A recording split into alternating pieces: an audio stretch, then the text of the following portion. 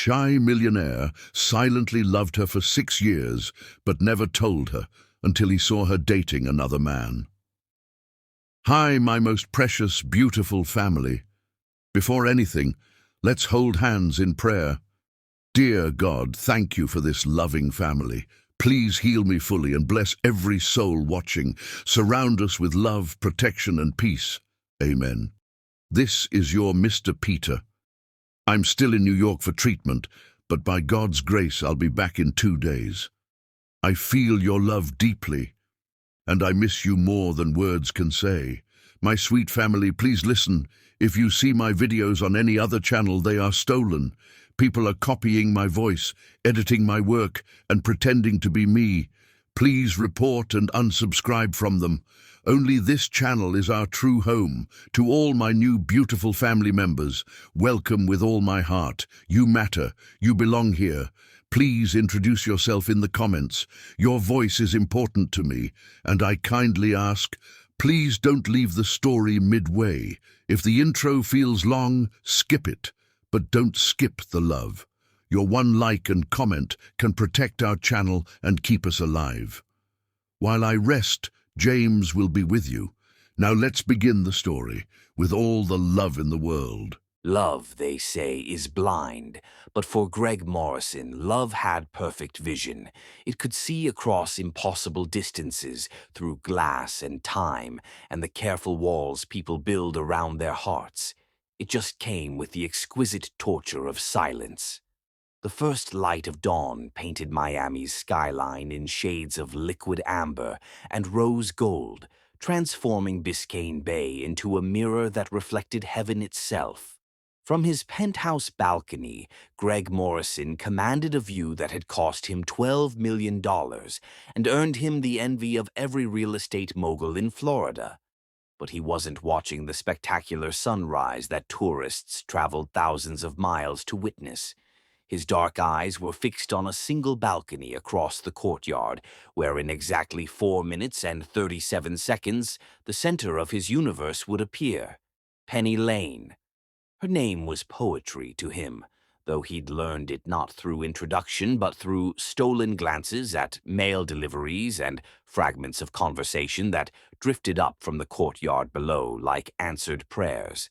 At 34, Greg had built an empire that stretched across 3 states, commanded respect in boardrooms filled with titans of industry, and wielded the kind of power that could reshape city skylines. Yet every morning for the past 6 years, he stood on this balcony like a monk at morning prayer, waiting for a glimpse of the woman who had unknowingly become his religion. At exactly 7 a.m., the sliding door of apartment 10B whispered open with the sound that had become the most beautiful music in his world. She emerged like sunrise given human form. Penny stepped onto her balcony carrying her favorite ceramic mug, robin's egg blue with tiny white forget-me-nots that she'd owned for at least 4 years. Based on his careful cataloging of her daily rituals. At 32, she moved with the unconscious grace of someone who carried light within her, each gesture a small masterpiece of natural elegance that made Greg's chest tighten with the sweet agony of distant love. Her hair caught the morning breeze like silk ribbons, and she wore a simple white cotton nightgown that fluttered around her like she was some ethereal being who'd chosen to briefly inhabit the mortal world. As she stretched her arms toward the awakening sky, Greg felt the familiar lightning strike of recognition. There is the reason the sun rises. There is the purpose of morning light. "Good morning, my beautiful angel," he whispered to the wind, the same greeting he'd offered her for over 2,000 consecutive days. It was the closest he'd ever come to speaking to her, this daily declaration of love that traveled across courtyard and silence to bless the beginning of her day, even though she'd never know it existed. She began her morning ritual, the sacred choreography that Greg had memorized like scripture.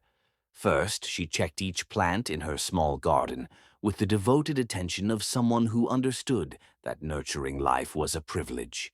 She hummed while she worked, a soft, unconscious melody that drifted across the courtyard and wrapped around Greg's heart like silk scarves.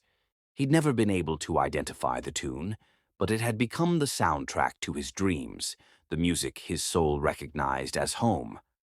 Through binoculars he kept hidden behind a decorative planter and felt thoroughly ashamed about needing, Greg had memorized every detail of her morning routine. The way she always tested the soil with her fingertips before watering, how she whispered encouragement to struggling seedlings, the peaceful smile that graced her lips as she watched the city wake up 15 stories below. She was checking her phone now, probably reading emails for her community organization. He'd researched the Overtown Community Development Foundation extensively, had made substantial anonymous donations that kept her programs running and her dreams alive. It was the only way he could be part of her world without disrupting its perfect harmony. "Mr. Morrison, your coffee's ready."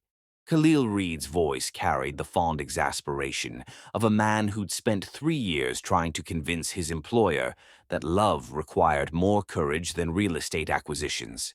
At 28, Khalil had evolved from assistant to therapist to the closest thing Greg's introverted soul allowed to friendship. This morning he wore a charcoal Tom Ford suit that probably cost more than most people's monthly salary, but it was his knowing expression that caught Greg's attention. "You're doing it again," Khalil said, setting down the coffee with ceremony. "That thing where you stare across the courtyard like you're trying to communicate through the power of pure longing." "I'm not staring, I'm observing.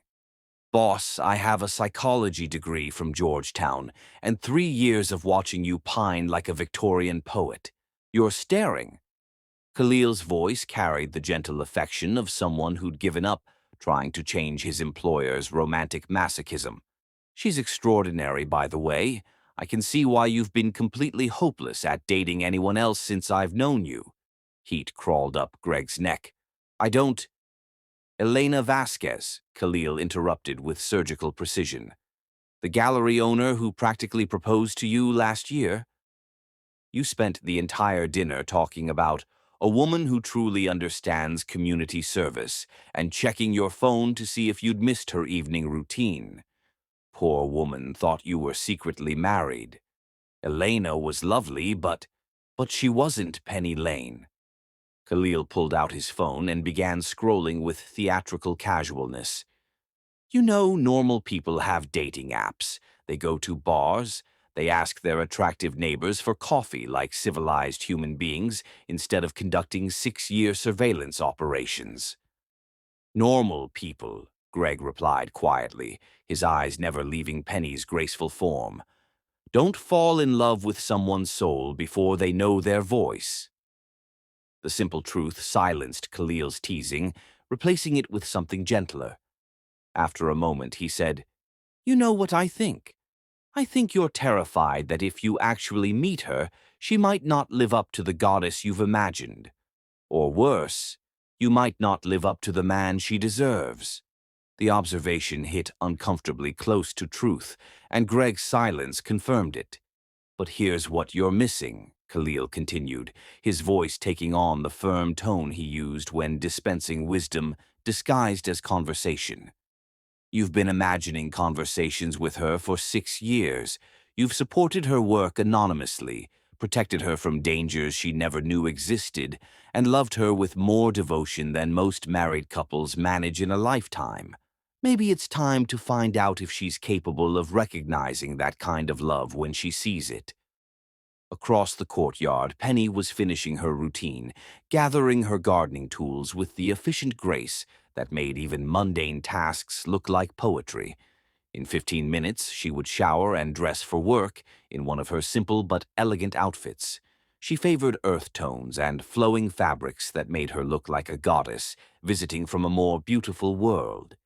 He'd seen her in professional blazers for important meetings, casual sundresses for weekend community events, and once, memorably, in a stunning red gown at a fundraising gala, where he'd watched her from across the room like a shadow guarding light. "Did you know," Greg said softly, that 18 months ago someone tried to break into her apartment. She was reading on her balcony when she heard glass breaking. Instead of hiding, she grabbed a baseball bat and confronted the intruder, chased him right out through her front door and halfway down the block. Khalil raised an eyebrow. "You witnessed this dramatic home invasion." "I called the police. Anonymous tip. They caught him 6 blocks away with her neighbor's stolen jewelry." Pride colored Greg's voice. She never knew she had backup, never knew someone was watching over her safety. That's the kind of woman she is, brave enough to face danger alone, strong enough to protect herself, but deserving of someone who would stand guard over her peace, even when she doesn't need it. And yet you still haven't found the courage to say hello. The words stung because they illuminated the central contradiction of Greg's existence.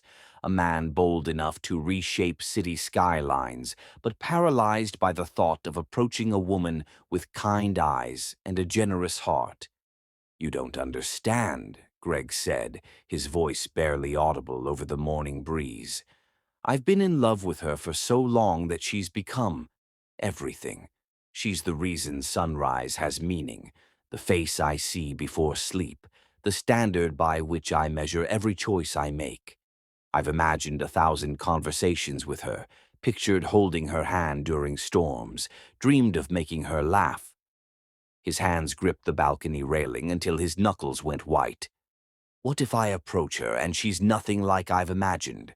What if the reality of knowing her destroys the dream that's kept me alive for 6 years? What if I'm just another man who wants something from her, instead of the guardian angel I've tried to be?" "And what if," Khalil countered gently, "she's exactly as wonderful as you think, and you're exactly the kind of man she's been hoping to find? What if 6 years of loving her from a distance has prepared you to love her up close, better than any man ever could?" But Greg was shaking his head, already retreating from hope before it could wound him again. "Look at me, Khalil. Really look. I watch her from balconies like some character from a Gothic novel. I know her schedule better than she does. I've been anonymously influencing her life for years. If I told her all of that, she'd think I was insane. Or," Khalil said softly, "she'd think you were a man who fell in love with her kindness and wanted to support her dreams even when you couldn't be part of them." Across the courtyard, Penny was heading inside, her morning ritual complete. The golden light that had made her look like a Renaissance painting was fading into ordinary daylight, but the ache in Greg's chest remained as fresh as it had been 6 years ago when he'd first seen her tend her garden with such gentle devotion. In 3 hours, she would emerge dressed for work, carrying her laptop bag and the kind of determined expression that meant she was planning to change someone's life for the better. Tonight she would return home carrying groceries and flowers, maybe stopping to chat with neighbors or help an elderly resident with heavy bags. And through it all, she would remain completely unaware that a man who loved her more than his own life was watching over every moment, protecting what he could never possess. "I have the Coral Gables project meeting at 10, Greg said, straightening his tie in the reflection of the sliding glass door. The man looking back at him was successful, impeccably dressed and profoundly empty despite having everything money could buy. "Yes, sir. And your evening?" Greg's evening would be the same as every evening for the past 6 years. He would return home around 7, position himself on this balcony with a book or his laptop, and hope for another glimpse of the woman who had unknowingly shaped every day of his adult life. He would watch her cook dinner, talk to friends on the phone, water her plants in the golden hour before sunset. He would fall asleep to the memory of her smile and wake up counting hours until he could see her again. "Evening's free," he said, knowing it was both truth and lie. His evening belonged to Penny Lane, just like every evening for the past 6 years, just like every evening for the rest of his life, if that's what loving her required. As the elevator carried him down to a day of meetings and million-dollar decisions, Greg Morrison carried with him the image that had sustained him through over 2,000 mornings. Penny Lane greeting the sunrise with grace and joy, unknowingly giving purpose to a man whose heart had been hers from the moment he'd first seen her tend her garden with love. Somewhere across the courtyard, behind windows that reflected his own building back at him, lived the woman who was someone's entire universe. And somewhere in his chest, his heart whispered the same prayer it had whispered every morning for 6 years. Please let today be different. Please let me find the courage to cross that impossible distance. Please let me be worthy of the love I've been saving for her. But as the day began in earnest, Greg Morrison already knew that today would be like yesterday, and tomorrow would be the same. He was a man who owned half of Miami but couldn't find the courage to walk across a courtyard. A man who had everything except the only thing that mattered. And 15 stories above the city, an empty balcony waited for tomorrow's sunrise, when love would once again keep its patient vigil across an impossible distance, hoping that someday, somehow, silence might finally find its voice. Chapter 2. The Light Across the Way. To fall in love with someone's soul through silent observation is to discover that beauty lives not in perfection, but in the thousand small moments when someone thinks they're unobserved. Greg's day moved with the mechanical precision of a man whose heart lived 15 stories above the city, waiting for evening to return him to his only source of joy. The Coral Gables meeting had generated another few million in contracts. The lunch with investors had secured funding for 3 new developments, but his mind remained anchored to a single question. What is she doing right now? By 6:15 p.m., he was back on his balcony, positioned in his leather chair with a glass of Bordeaux and financial reports spread across the side table, a carefully constructed facade of productivity that fooled no one, least of all himself. In reality, every cell in his body was attuned to the moment when apartment 10B would transform from empty space into the center of his universe. At 6:28 p.m., the miracle happened. Penny's door opened and she stepped into her apartment, carrying groceries and a bouquet of white peonies that seemed to glow against her coral-colored dress. Even from his distance, Greg could see exhaustion in the careful way she set down her bags. But there was something else, a quiet dignity in how she moved through her space, as if grace were simply her natural state. Through her sliding glass doors, he watched her begin the evening ritual he'd memorized like a prayer. First, the flowers. She always chose a single stem for the small crystal vase beside her reading chair. Arranged the rest in the blue ceramic pitcher that had somehow survived 6 years and 2 moves without losing its chip. Her movements were economical but never hurried, each gesture carrying the unconscious beauty of someone who found joy in simple tasks. Tonight, however, something was different. Instead of humming the soft melody she usually sang while arranging flowers, a tune Greg had never been able to identify but would recognize instantly in a crowd of thousands, Penny worked in silence. Her face, typically animated with small smiles and expressions that suggested pleasant thoughts, was still as winter water. She moved to her small kitchen and began unpacking groceries with mechanical precision that lacked her usual thoughtful organization.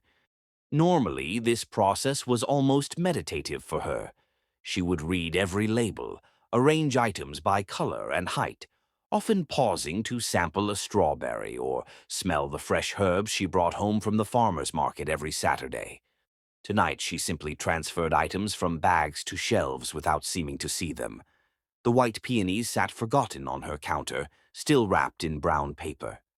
Greg leaned forward, every instinct sharpened by 6 years of reading her moods in the tilt of her shoulders, the rhythm of her movements, the way she held her head. This wasn't ordinary tiredness. This was the posture of someone carrying invisible weight, fighting a battle no one else could see. She finished with the groceries and stood motionless in her kitchen, one hand braced against the marble counter, her head bowed as if gravity had suddenly become too much to bear. Through the glass, Greg could see her lips moving slightly, Not speech, but the kind of silent conversation people have with themselves when trying to make sense of senseless things. "What's wrong, beautiful?" he whispered to the evening air, the same question he'd asked her face 1,000 times in dreams. "What's dimming your light tonight?" As if summoned by his concern, Penny's phone rang. She stared at it for 4 rings before answering, and even across the courtyard Greg could read reluctance in every line of her body. When she finally lifted the device to her ear, her free hand immediately went to her throat, a gesture he'd observed whenever she received difficult news. The conversation lasted 7 minutes and 38 seconds. Greg timed it unconsciously, the way he'd begun measuring all the significant moments of her life. He watched her face change as she listened, confusion shifting to understanding, understanding darkening into something that looked like grief. When she hung up, Penny remained frozen for a long moment, still holding the phone as if it might ring again with different news, better news, news that would restore the equilibrium someone had just shattered. Then, with the careful movements of someone afraid they might break, she set the phone on her counter and walked to her sliding doors. She stepped onto her balcony just as the sun was setting over Biscayne Bay, painting the sky in shades of amber and rose gold that turned her skin luminous. But instead of the peaceful appreciation she usually showed for Miami's spectacular sunsets, Penny gripped her balcony railing with white knuckles and simply breathed. Deep, controlled breaths that suggested she was fighting tears through sheer force of will. For 23 minutes, she stood there in the dying light, and Greg bore witness to her private battle with whatever demon the phone call had delivered. He watched her shoulders shake with suppressed emotion, saw her press her lips together to stop them from trembling, witnessed the exact moment when her careful composure finally shattered. The tears came silently at first, just a glimmer on her cheeks in the fading sunlight. Then deeper grief took hold, and her entire body curved inward as if protecting itself from blows only she could feel. These weren't the quick tears of frustration or the bittersweet emotion of a touching movie. This was soul-deep sorrow, the kind that carved permanent channels in the heart. Greg was on his feet before conscious thought, moving toward his front door with 6 years of protective instinct overriding every rational consideration. He would cross that courtyard, climb those stairs, and somehow make this right. He stopped with his hand on the doorknob, reality crashing over him like ice water. What was he going to do? Announce that he'd been watching her cry from his balcony? Confess to 6 years of silent observation and claim the right to comfort her? She would call the police, and she would be right to do so. The truth hit him with devastating clarity. For all his accumulated love, for all the intimacy he felt with her daily rhythms and small rituals, he was still a stranger to her, a man who didn't even have the right to know she was suffering, much less the privilege of easing her pain. By 9:15 p.m., as if summoned by supernatural intuition, Diamond Rhodes appeared at Penny's door, carrying Thai food and what looked like an emergency bottle of wine. Greg watched through the windows as Diamond took one look at her friend's tear-stained face and immediately set down her bags to wrap Penny in the kind of fierce hug that said, "Whatever this is, we'll survive it together." Diamond was a force of nature, tall and commanding, even in jeans and a simple sweater, with expressive hands that painted pictures in the air when she talked, and a laugh that could probably be heard 3 blocks away. She moved through Penny's apartment with the confidence of someone who'd been granted unlimited access to her friend's space and heart, automatically dimming harsh lights and lighting candles to create a more comforting atmosphere. At 9:45, Yuri Cross arrived with additional reinforcements, ice cream, tissues, and the kind of vintage scarves she wrapped around everything, including, Greg noticed with a small smile, Penny's shoulders as she guided her to the couch. Yuri was Diamond's opposite in many ways, petite where Diamond was tall, soft-spoken where Diamond was bold, but together they formed a protective circle around Penny that spoke of years of friendship and countless shared crises. Through the windows, Greg watched the three women settle into what was clearly a well-practiced ritual of emotional triage. Diamond gestured passionately while speaking, probably offering solutions or righteous indignation on Penny's behalf. Yuri listened with the focused attention of someone who knew that sometimes being heard was more important than being advised. And Penny, curled between them like a wounded bird, slowly began to unfurl as their combined love worked its healing magic. Around 11 p.m., the tenor of their gathering shifted from crisis management to something warmer. Greg could see Penny actually smiling, tentatively at first, then with growing strength as Diamond launched into what appeared to be an elaborate story involving dramatic reenactment. By 11:30, all three women were laughing, and the sound of Penny's genuine joy floating across the courtyard made Greg's chest ache with bittersweet relief. This was her world, a universe of deep friendships, unconditional support, and people who loved her enough to drop everything when she needed them. It was a world where her gentle strength was cherished and protected, where her tears mattered to people who had earned the right to dry them. It was a world that had no place for a man who loved her from shadows. By midnight, Diamond and Yuri were preparing to leave, but not before an elaborate series of goodbye hugs, whispered reassurances, and the kind of lingering concern that suggested they would be checking on her again tomorrow. Greg watched them extract promises from Penny, probably commitments to call if she needed anything, agreements to take better care of herself, vows not to face whatever crisis had shattered her evening alone. Finally, she was alone again, moving through her apartment with slower but steadier steps than she'd managed earlier. Whatever support her friends had provided, it had helped restore some essential equilibrium. In her bedroom, the room that faced away from Greg's building, a soft glow appeared, suggesting she was reading before sleep. Greg remained on his balcony until her light went out at 12:52 a.m., a guardian she would never know she had, watching over her rest with the devotion of a man whose heart had been entrusted to someone who didn't even know his name. As he finally headed inside, one truth echoed in the silence. He loved her enough to want her happiness more than his own recognition, her peace more than his proximity, her well-being more than his desperate desire to be part of her world. Tomorrow morning at 7 a.m., she would emerge on her balcony again, and he would be there to witness it. She would tend her garden, greet the sunrise, and slowly restore the radiant equilibrium that made her the most beautiful woman he'd ever seen. And he would fall in love with her all over again, just as he had every day for the past 6 years, from a distance that felt simultaneously infinite and as close as his own heartbeat. Chapter 3. The Serpent Enters Paradise. Evil rarely announces itself with fanfare. It usually arrives wearing a perfect smile and carrying expensive flowers. 3 weeks had passed since the night Greg watched Penny cry herself to sleep, and he'd begun to hope that whatever crisis had shaken her world was resolving itself. Her morning routines had returned to normal, the peaceful garden tending, the gentle smile as she watched the sun rise, the unconscious grace that made his heart skip every single day. She seemed lighter again, more like the woman he'd fallen in love with from across the courtyard. That illusion shattered on a Friday evening at 7:43 p.m., when Greg saw a man walk Penny to her apartment door. At first, his heart simply stopped.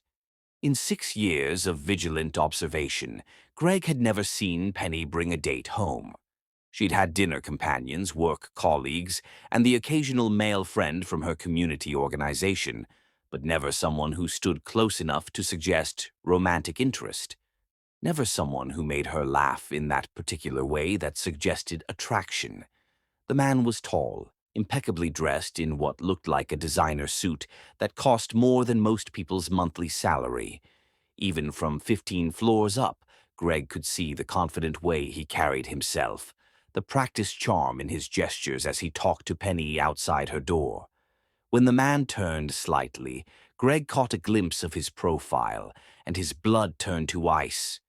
Rob Spooner was a predator disguised as perfection. At 36, he possessed the kind of devastating handsomeness that made women forget to breathe. Sharp jawline, eyes that seemed to see straight through to your soul, and a smile that promised he found you absolutely fascinating. More dangerous than his looks was his intelligence. An MBA from Wharton, a senior position at Miami's most exclusive marketing firm, and the kind of social connections that opened every door in the city. But Greg knew what Rob really was. He'd heard the whispered stories at country clubs, the carefully buried rumors among business circles. Rob collected successful women like some men collected vintage cars, beautiful acquisitions to be polished, displayed, and then methodically destroyed when he grew bored. The pattern was always the same: identification, seduction, isolation, financial entanglement, psychological demolition, and finally abandonment among the ruins of what had once been a promising life. What made him truly terrifying wasn't his cruelty, it was his patience. Rob could spend months studying a target, learning her vulnerabilities, mapping her insecurities, identifying exactly which psychological buttons to push. He didn't just break women, he made them complicit in their own destruction, convincing them that every devastating decision was their own choice. And now he'd set his sights on Penny. Greg watched in helpless fury as Rob deployed his opening moves with surgical precision. The man didn't just introduce himself to Penny, he made her feel like she was the most interesting person he'd ever met. Every gesture was calculated, the way he leaned forward when she spoke, suggesting complete fascination. How he touched her arm at exactly the right moments to create intimate connection without seeming aggressive. The slight, vulnerable confession about his demanding work schedule that made him seem successful but emotionally available. Most chilling was Rob's smile when Penny turned away to refresh their drinks. For just an instant, his charming expression slipped into something cold and predatory, the look of a hunter who just confirmed his prey's weakness. Then Penny returned, and the mask snapped back into place with terrifying efficiency. Rob knew exactly what he was doing, and Penny, with her generous heart and trusting nature, was walking straight into his trap. That night, Greg lay awake until 3 a.m., staring at his ceiling and trying to convince himself that he was overreacting. Maybe Rob had changed. Maybe the rumors about his past were exaggerated. Maybe Penny's goodness would be the thing that finally tamed whatever darkness lived in Rob Spooner's heart. But by Saturday morning, as Greg resumed his vigil on the balcony, he knew he was fooling himself. Men like Rob Spooner didn't change. They just got better at hiding their true nature until their victims were too emotionally invested to escape. At 7 a.m. sharp, Penny emerged for her morning routine, but everything was different. She moved with the unconscious happiness of a woman who'd spent the evening thinking about a man's smile, replaying conversations, and wondering when her phone might ring.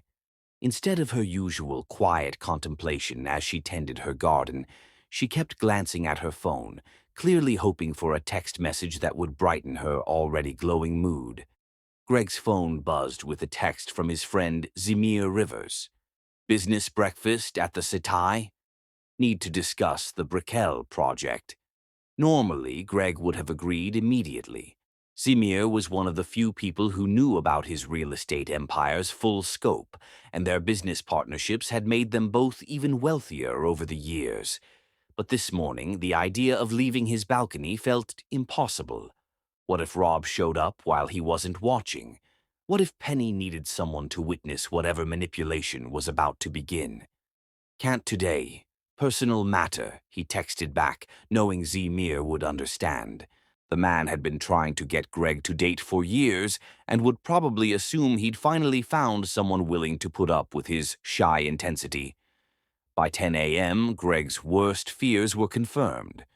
Rob appeared at Penny's door carrying a single red rose and what looked like expensive takeout from one of Miami's most exclusive restaurants. This time she invited him inside, and Greg watched through her windows as they shared what appeared to be an intimate brunch on her small dining table. Rob's body language was masterful. He leaned forward as if fascinated by every word Penny spoke, gestured expressively when telling his own stories, and found excuses to touch her hand or shoulder in ways that seemed casual but were clearly calculated. Greg had read about this phase of Rob's technique in an article written by one of his victims, the love bombing period when Rob became everything a woman had ever dreamed of in a partner.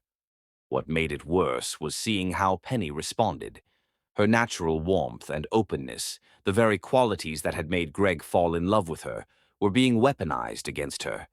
She laughed at Rob's jokes, leaned into his casual touches, and gazed at him with the kind of trust that it had taken Greg 6 years of distant observation to recognize as precious beyond measure.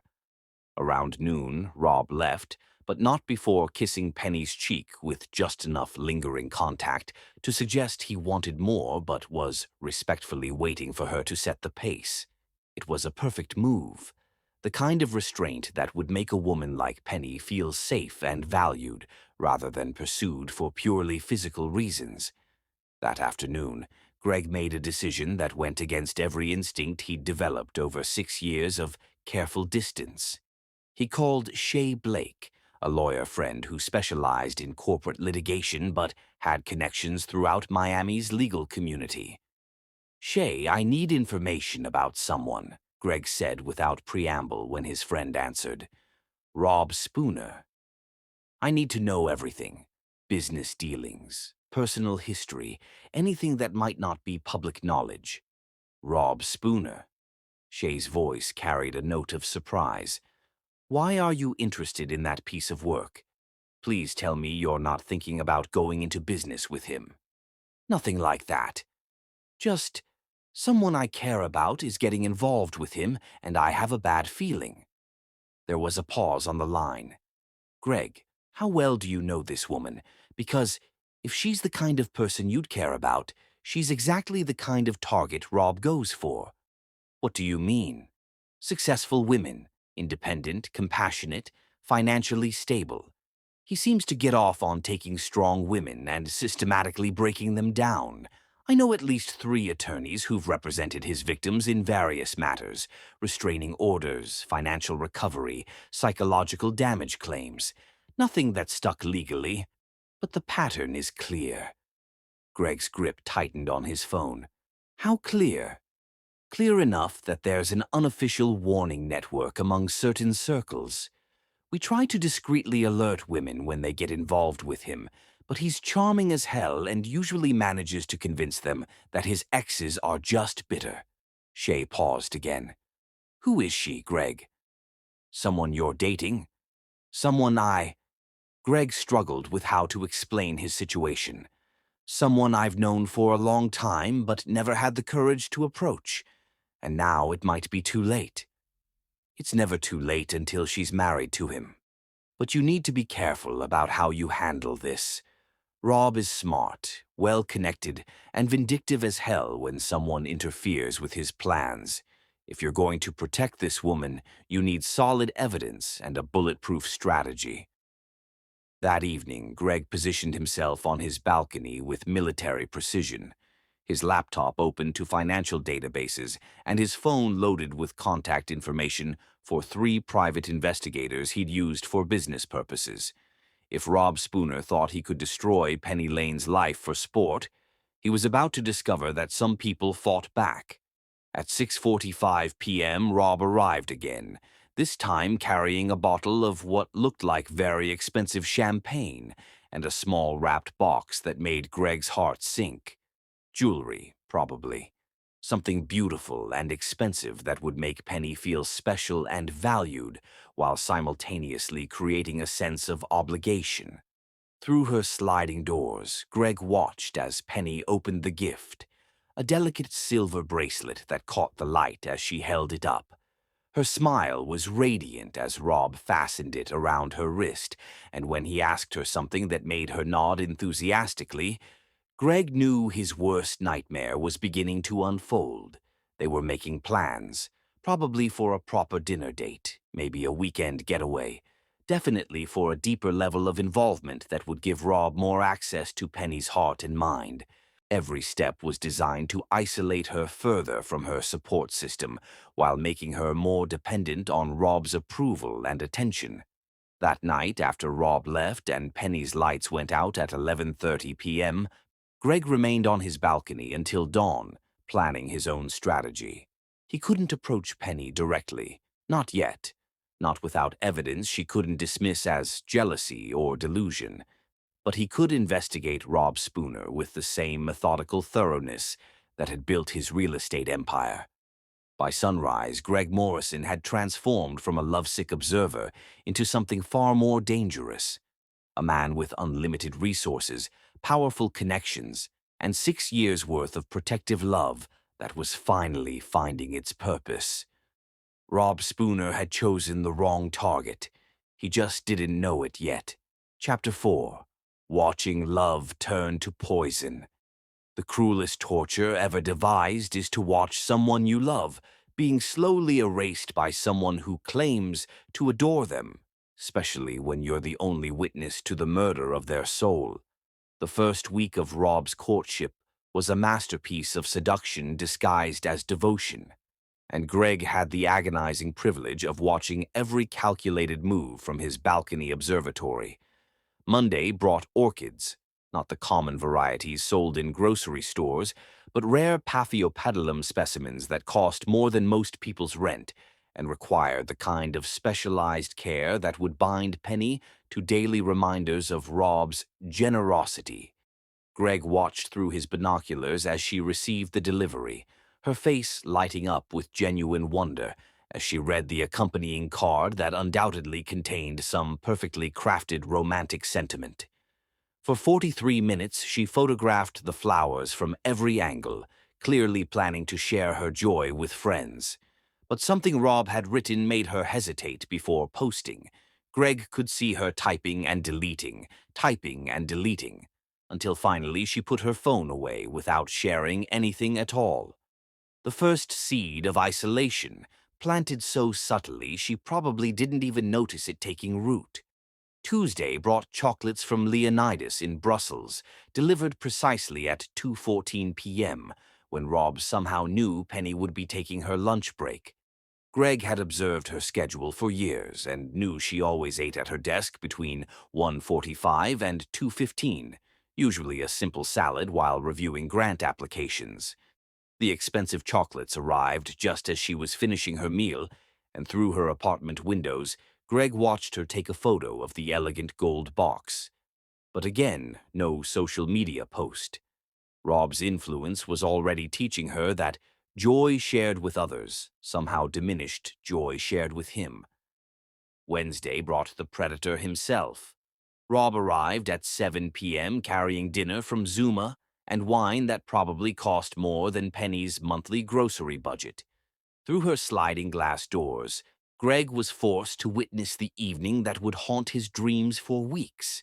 Penny and Rob dining by candlelight at her small table, their conversation flowing like a perfectly choreographed dance of attraction and discovery.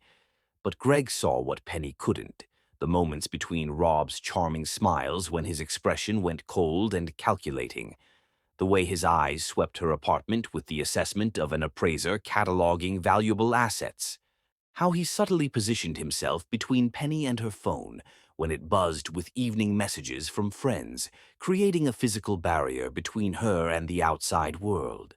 Most chilling was watching Rob's technique unfold with surgical precision.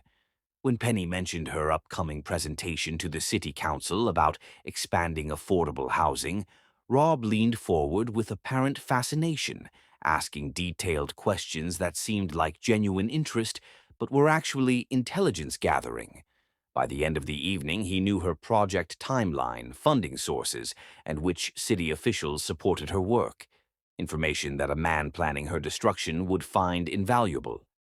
Thursday brought flowers again, but this time Rob had learned her preferences through Tuesday's careful observation.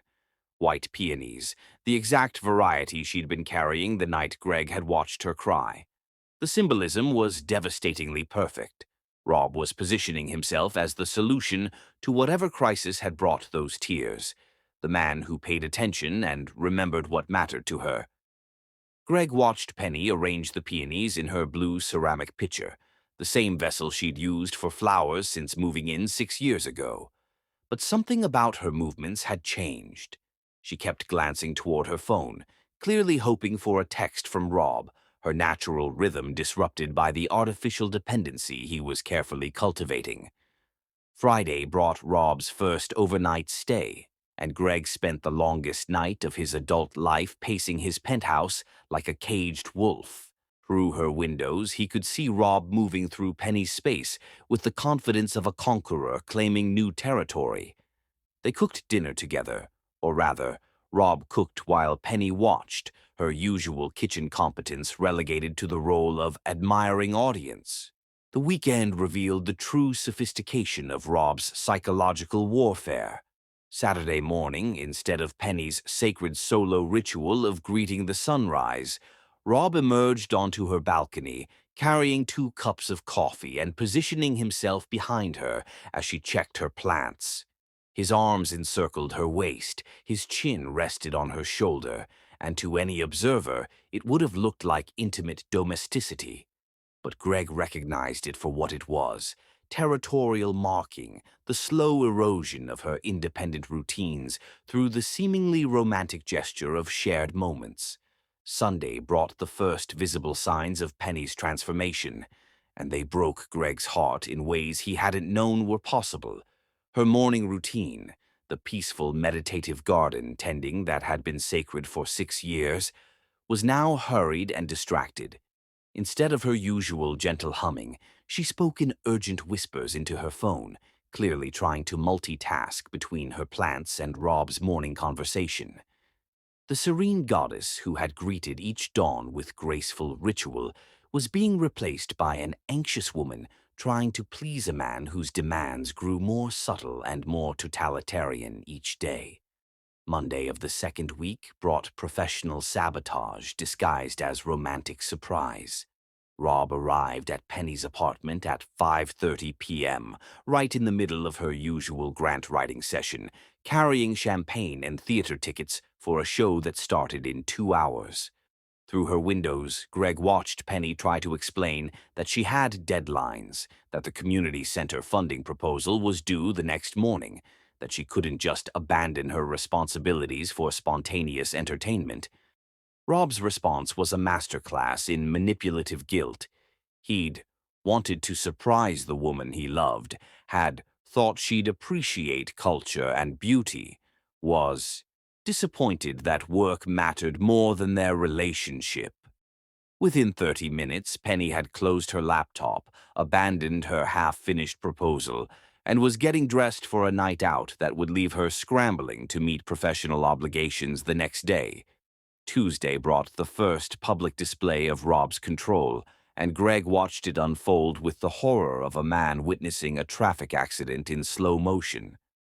Diamond Rhodes arrived for their usual weekly dinner, but Rob was already there, having surprised Penny with groceries and an elaborate meal he was cooking in her kitchen. Through the windows, Greg could see Diamond's immediate discomfort. Her body language screamed suspicion as she watched Rob command Penny's space with proprietary confidence. The dinner was excruciatingly awkward. Diamond kept glancing between Penny and Rob with barely concealed concern, clearly trying to understand how her independent, self-possessed friend had suddenly acquired such an overwhelming romantic presence. Rob, meanwhile, dominated every conversation, steering topics away from Penny's work and toward their relationship, making sure Diamond understood exactly who held primary position in Penny's life now. The evening ended after barely 90 minutes, a dramatic departure from Diamond's usual 3-hour visits filled with laughter and intimate conversation. As Diamond left, Greg could see her shooting worried glances back at Penny, clearly torn between respecting her friend's choices and intervening in what looked increasingly like a concerning situation. Wednesday brought the systematic dismantling of Penny's creative expression. Yuri Cross arrived with art supplies for one of their regular creative sessions, evenings when Penny would paint or sketch while Yuri worked on her latest jewelry designs, both women creating in comfortable silence or engaged in the kind of rambling conversations that fed their artistic souls. But Rob answered the door instead of Penny, explaining with polished charm that they'd made other plans and wouldn't Yuri mind rescheduling. Through her windows, Greg watched Penny appear behind Rob, her face a mask of embarrassed apology as she offered excuses that sounded hollow, even from a distance. Yuri's expression shifted from confusion to hurt to a dawning understanding that something was very wrong with her friend's sudden transformation. As Yuri left, without the warm hug that usually punctuated their visits, Greg saw her turn back to look at Penny's apartment with the expression of someone watching a friend disappear behind a door that might never open again. Thursday brought the most devastating change of all, the dimming of Penny's essential light. For 6 years, Greg had watched Penny move through her evening routines with unconscious grace, humming softly as she cooked, dancing slightly to music only she could hear, radiating the kind of contentment that comes from living authentically. Tonight, as Rob dominated her kitchen while she stood aside watching, her movements were careful and contained. The spontaneous joy that had made her irresistible was being systematically trained out of her, replaced by anxious attention to Rob's preferences and moods. When she did speak, it was to ask questions. Is this how you like the salad dressed? Should I turn down the music? Would you prefer wine or beer? A woman who had spent years confidently pursuing her vision of community development was now second-guessing every choice, seeking approval for decisions she'd been making independently for decades. Friday brought the final, crushing blow to Greg's desperate hope that Penny might recognize what was happening to her. Rob arrived with luggage, expensive matching pieces that looked like they belonged in her apartment, about as much as a shark belonged in a garden pond. Through her windows, Greg watched him present the suitcases with theatrical flourish, explaining that he'd thought about it and decided they should take their relationship to the next level with a romantic weekend getaway. Penny's response was everything Greg had feared, immediate, grateful acquiescence to a plan she'd had no part in making. She didn't ask where they were going, didn't mention the community meetings she'd have to miss, didn't seem to consider that accepting such an elaborate gift created obligations she might not want to fulfill. She simply smiled and thanked him for being so thoughtful and romantic. As Greg watched Rob help Penny pack clothes that Rob selected from her closet, he realized with devastating clarity that he was witnessing the systematic murder of the woman he loved. Her body remained, her smiles still appeared on command, but the essential Penny, the independent, joyful, creatively passionate woman who had stolen his heart from across a courtyard, was being systematically erased. By the time they left for their weekend trip, wheeling Rob's expensive luggage toward whatever carefully planned seduction awaited them, Greg Morrison understood that gentle warnings and indirect intervention would never be enough. Rob Spooner was stealing Penny's soul one romantic gesture at a time, and the only man who loved her enough to fight for her was a stranger who didn't even have the right to speak her name. The time for silent protection was over. The time for war had begun. Chapter 5. The Spy Who Loved Her.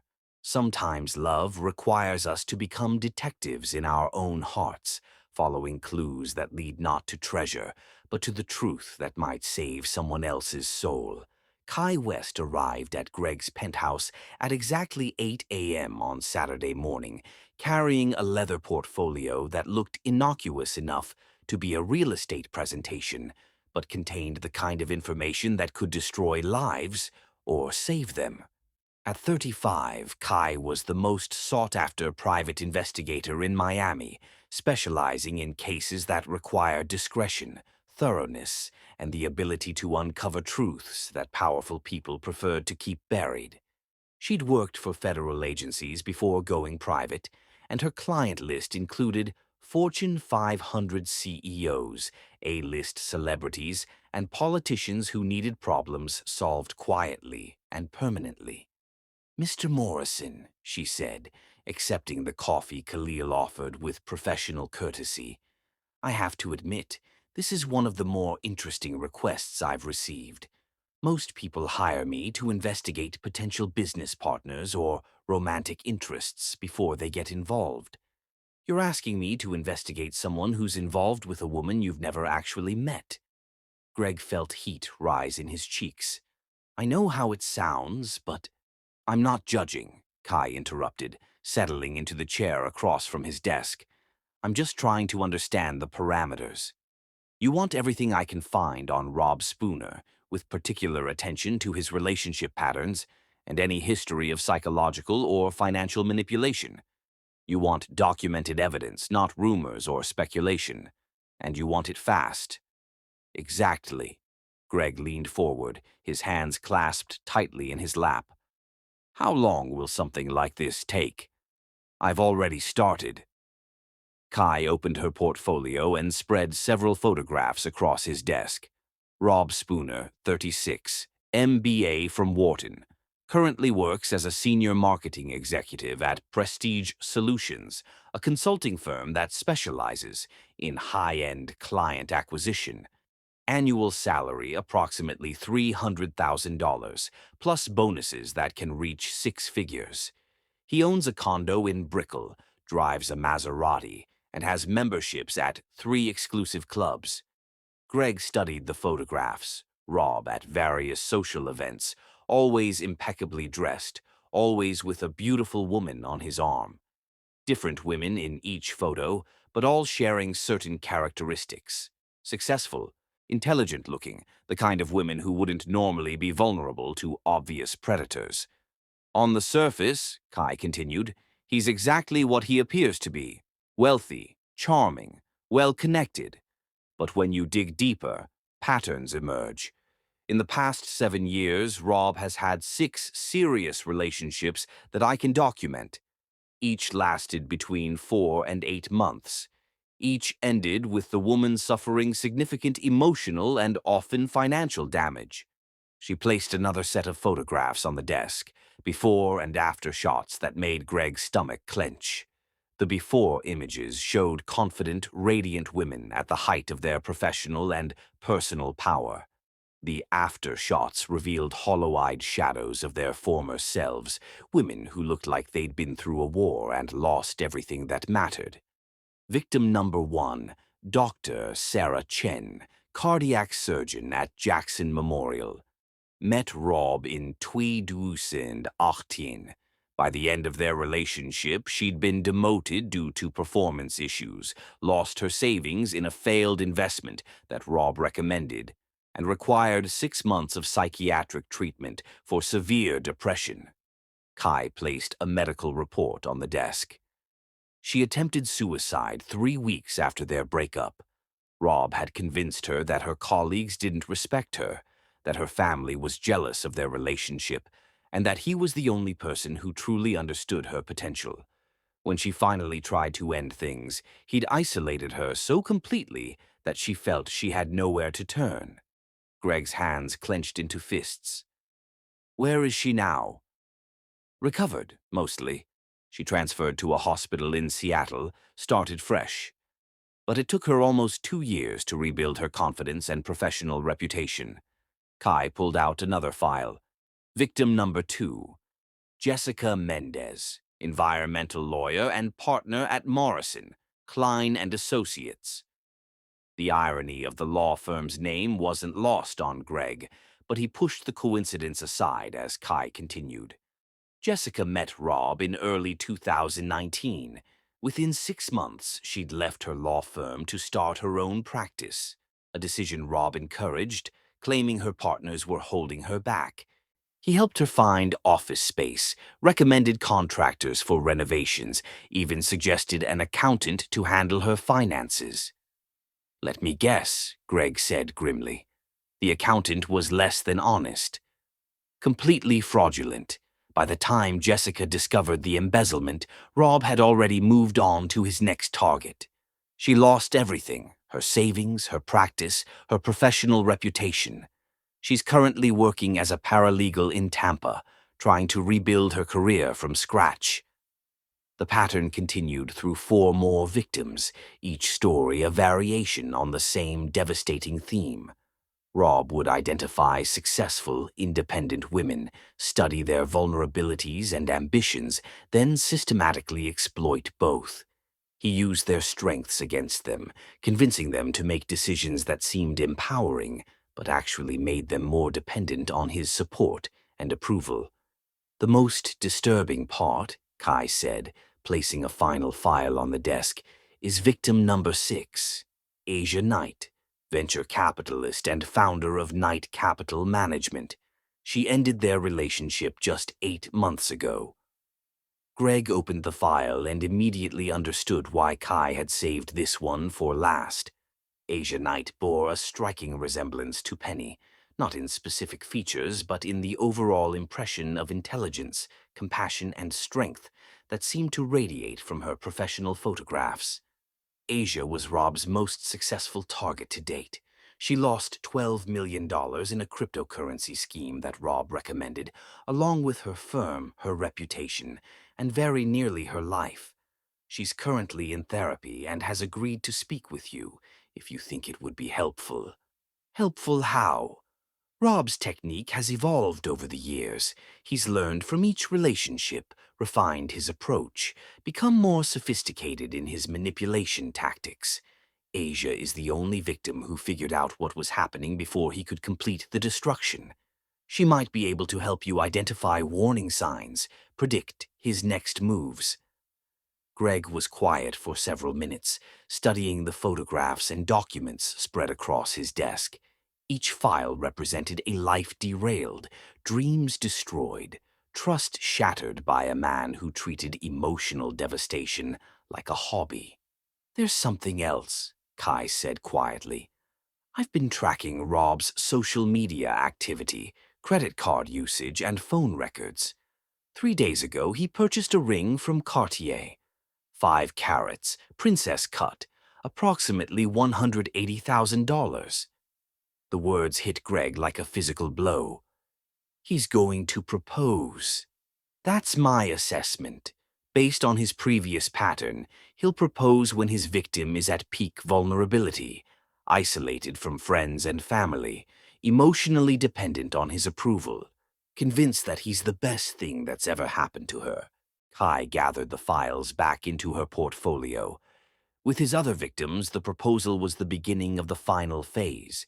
He'd use the engagement to justify increasingly controlling behavior, financial entanglement, and complete psychological dominance. Through his sliding glass doors, Greg could see across the courtyard to Penny's apartment. She was on her balcony, but instead of tending her garden as she used to, she was on the phone, presumably with Rob, while her plants wilted in their neglected pots. "How long do I have?" he asked.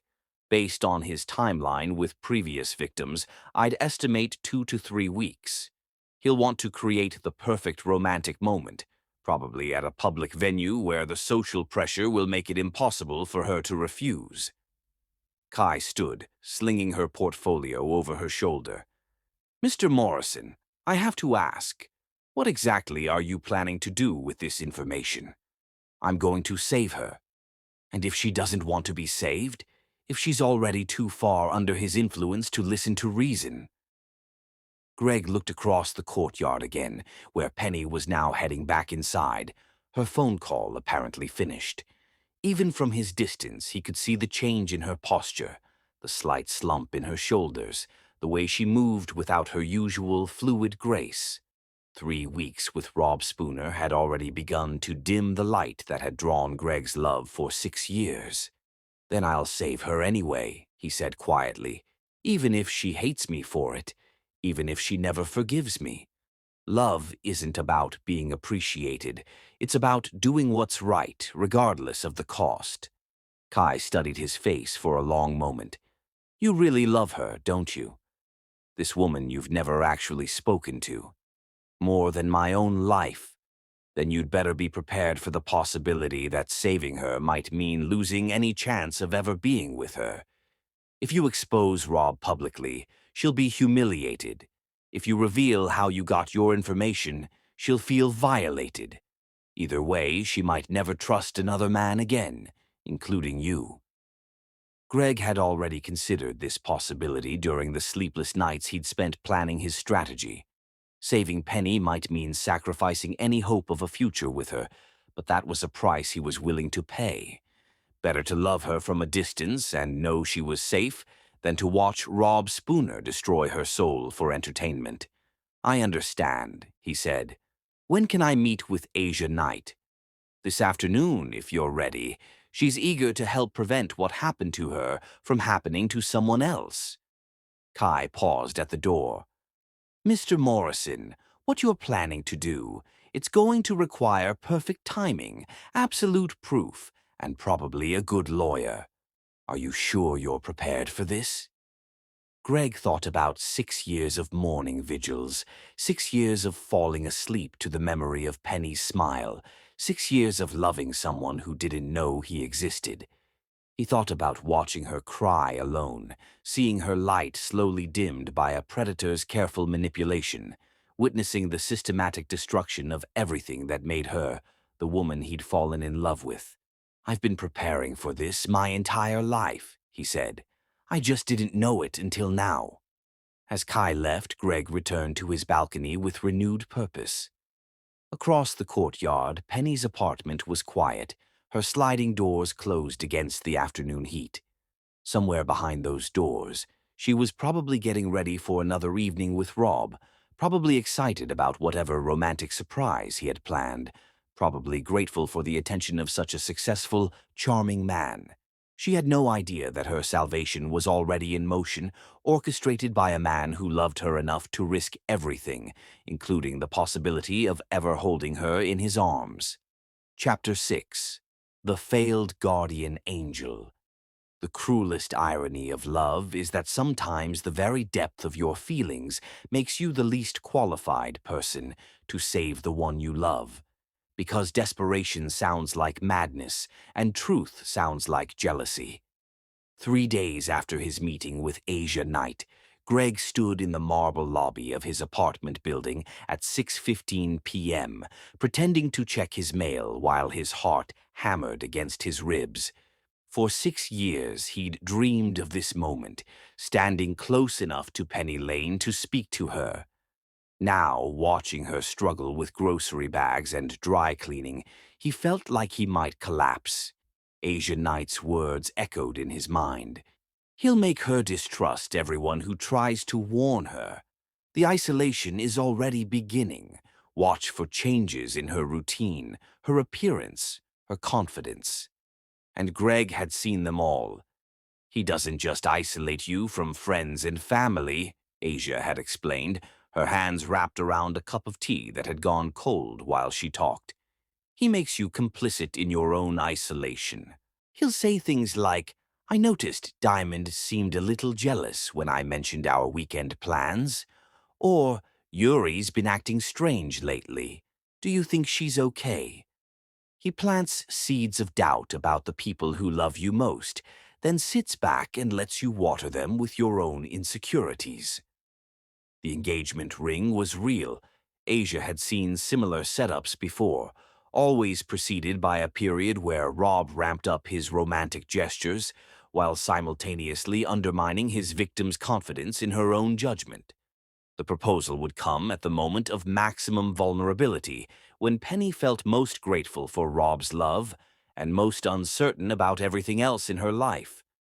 He's probably already started the financial phase, Asia had warned.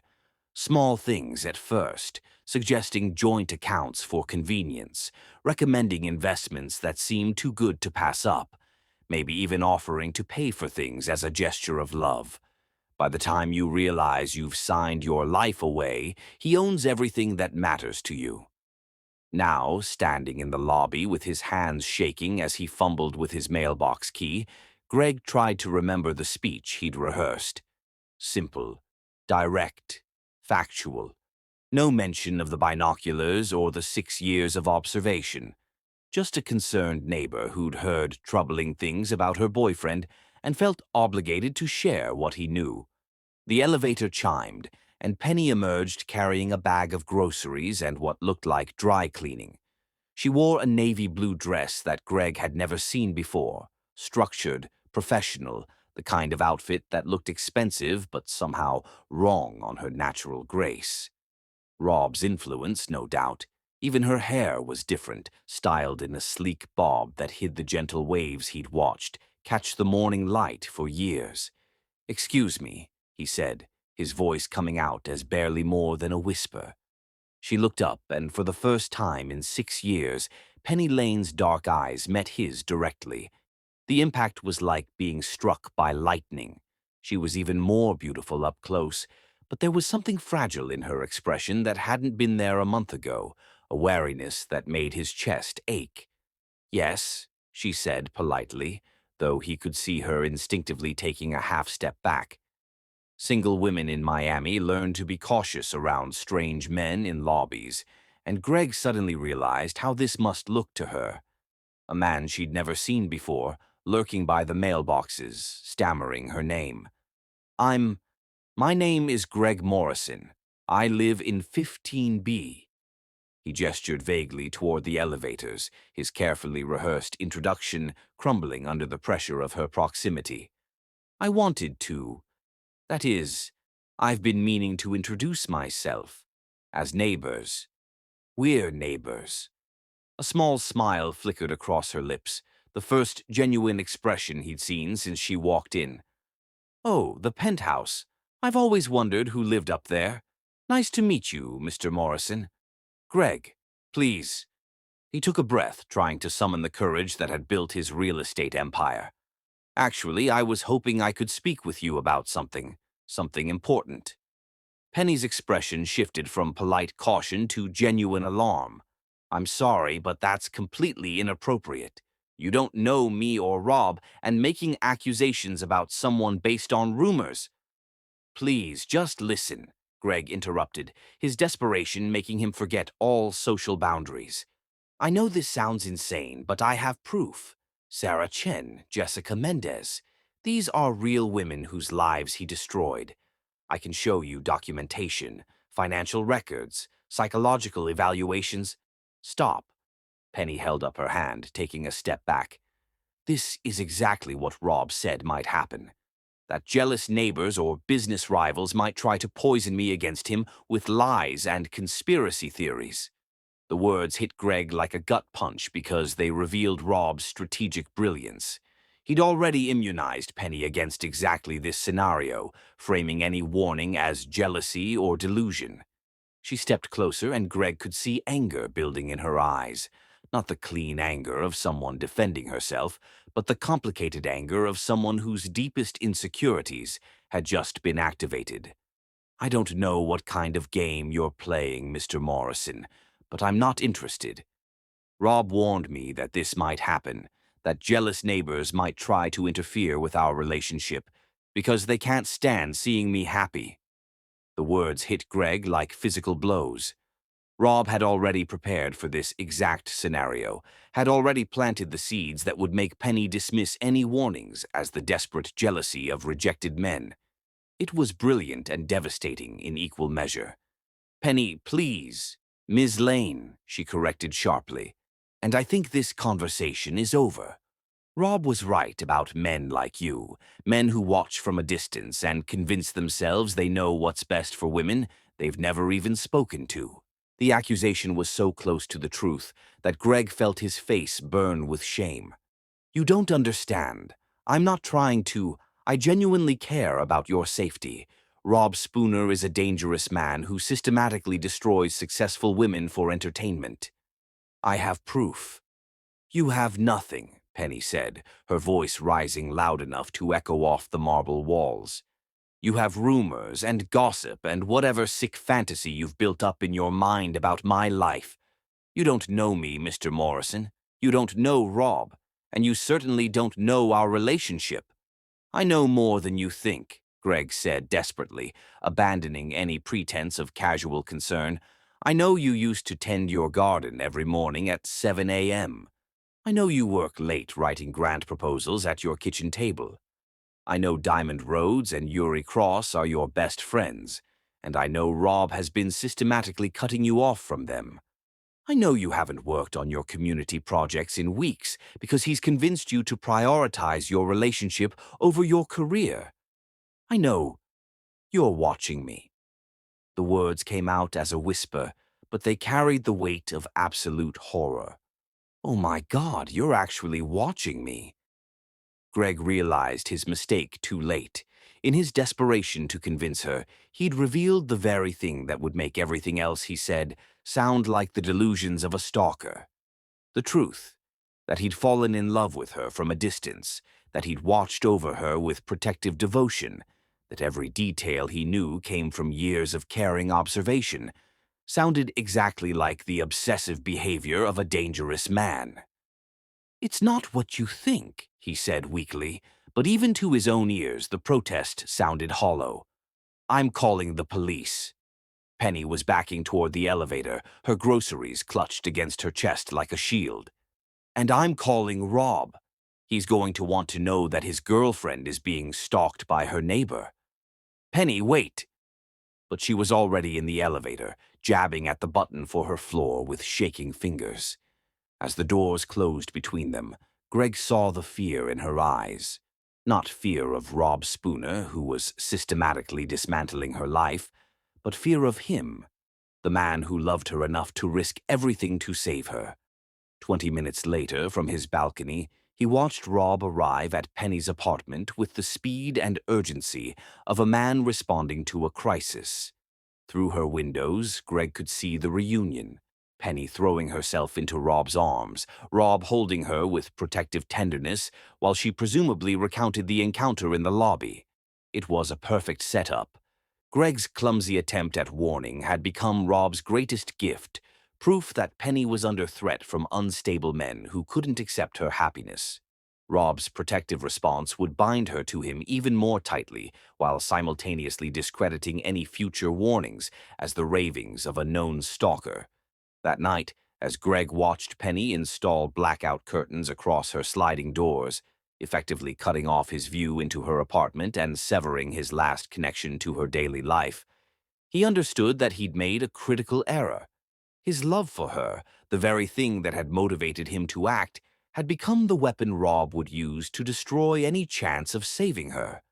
Across the courtyard, Penny Lane was disappearing behind closed curtains and locked doors, while the man who loved her most stood helpless on his balcony, transformed from guardian angel into the villain of her story. But Greg Morrison hadn't built an empire by accepting defeat at the first setback.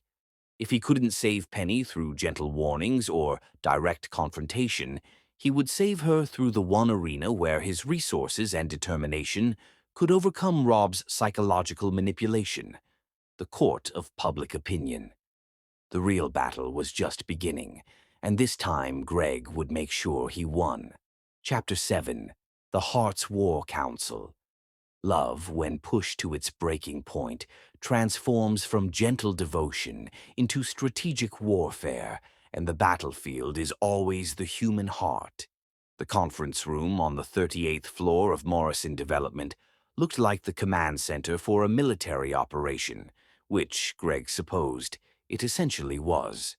6 of Miami's most skilled professionals sat around the polished mahogany table, each bringing a different expertise to what would either be Penny Lane's salvation or Greg Morrison's complete destruction. It had been a week since the disastrous encounter in the lobby, 7 days during which Greg had watched Penny's apartment windows remain sealed behind the blackout curtains she'd installed immediately after Rob convinced her that her neighbor was a dangerous stalker.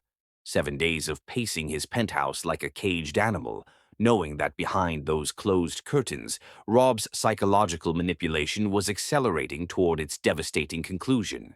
"The Miami Children's Foundation Gala is in exactly 2 weeks, announced Darius Mitchell, the investigative journalist whose work on white-collar crime had earned him both a Pulitzer Prize and several death threats from powerful men with guilty consciences. It's the biggest charity event of the year. 800 of Miami's wealthiest and most influential people, all gathered in one place with their phones and cameras, ready to document anything scandalous. Darius spread architectural plans across the table, showing the layout of the Perez Art Museum where the gala would be held. Rob Spooner will be there. His company bought a table specifically to showcase their community involvement, and according to my source at Prestige Solutions, he's planning something special for the evening. The proposal, said Malik Stone, the technology expert whose legitimate business in cybersecurity provided cover for his less official skills in digital surveillance. I've been monitoring his communications, legally, of course, and he's coordinated with 3 different vendors for what he's calling an unforgettable moment: flowers, photography, and a surprise announcement that will cement their future together. Malik pulled up images on his laptop screen, screenshots of Rob's emails and text messages that painted a picture of elaborate romantic planning.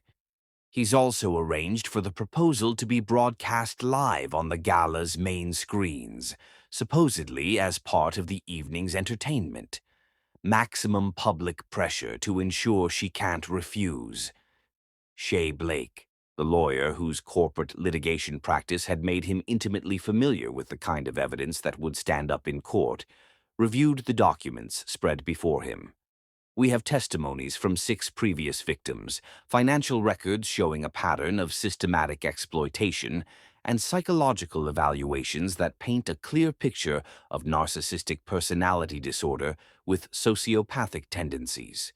The evidence is overwhelming. The problem, added Zion North, the former Secret Service agent whose personal security firm protected some of the most high-profile figures in Miami, is timing. If we move too early, he'll have time to discredit the evidence or disappear. If we move too late, the proposal will have already happened, and reversing a public engagement becomes exponentially more complicated. Nasir Wells, the digital media specialist whose work normally involved creating marketing campaigns for luxury brands, had been unusually quiet throughout the meeting. Now he looked up from his tablet with an expression that mixed excitement with moral uncertainty. "I've been thinking about the approach," he said carefully. "We could leak the information to the press beforehand, let the story build momentum before the gala. But that gives Rob time to prepare counter-arguments, maybe even flee the city. Or ... He paused, studying Greg's face. "We could wait until the moment of maximum vulnerability, right after he proposes, when she's standing in front of 800 people wearing his ring, feeling like the luckiest woman in the world, and then we detonate the truth like a nuclear bomb." The room fell silent as everyone considered the implications. The second approach would be devastatingly effective. Rob would have no escape. The evidence would be impossible to dismiss, and Penny would be saved from making the biggest mistake of her life. But it would also humiliate her in front of Miami's entire social elite, documenting her victimization for the entertainment of people who would gossip about it for years. "That's assuming she says yes," Greg said quietly. "What if some part of her already knows something's wrong? What if she refuses him?" Asia Knight, who had joined the meeting as an expert consultant on Rob's behavioral patterns, shook her head grimly. "She won't refuse, not publicly. Rob is too smart to propose without being absolutely certain of the answer." She pulled out her phone and showed them social media posts from Rob's previous victims. "Look at these photos from his other proposals. Jessica in Cabo, Sarah at a rooftop restaurant in South Beach. Every single woman looks surprised but delighted. They all said yes because refusing a public proposal feels impossible, even when every instinct is screaming that something's wrong. By the time they realize they've made a mistake," Asia continued, "they're already trapped by the social commitment. Breaking an engagement requires explanations, returned gifts, canceled plans. It's psychologically easier to move forward with a bad decision than to publicly admit you made one. Greg stood and walked to the floor-to-ceiling windows that offered a view of Biscayne Bay. Somewhere out there, across the water and city lights, Penny was probably having dinner with Rob, listening to his carefully crafted stories and feeling grateful for his attention. She had no idea that her salvation was being planned in a conference room by a team of professionals who'd never met her, but were willing to risk their reputations to save her life.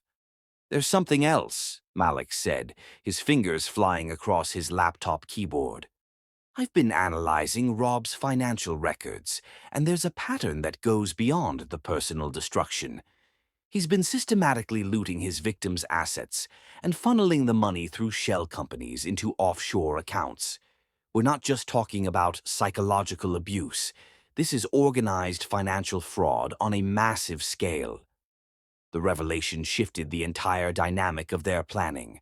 What had started as an intervention to save one woman had become an investigation into a criminal enterprise that had destroyed multiple lives and stolen millions of dollars.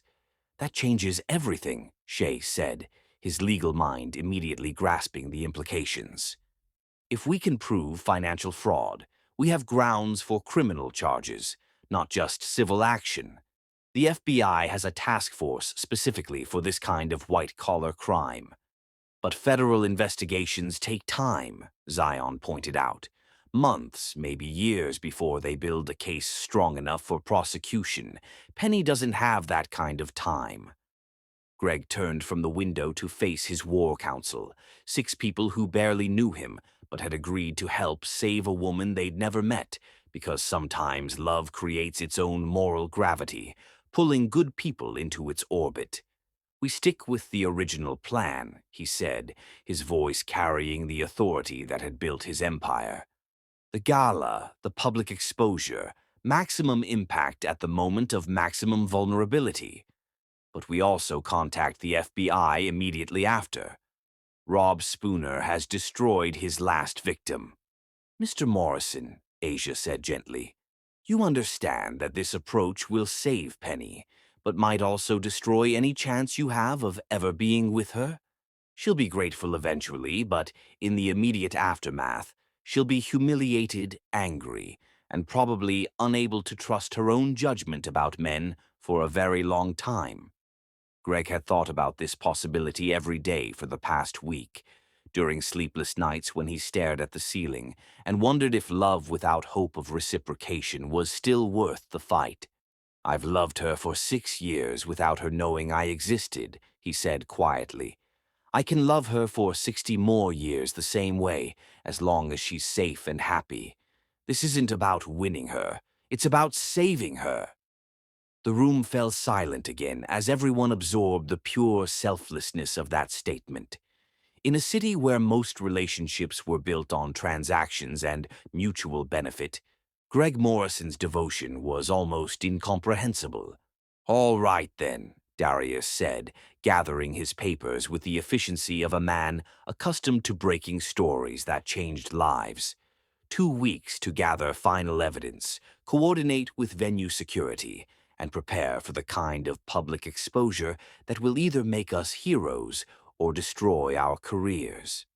"Actually," Malik interrupted, pulling up a calendar on his screen, "I just received another communication. Rob's timeline is accelerating. The proposal is planned for the gala's VIP reception, right before the main program begins.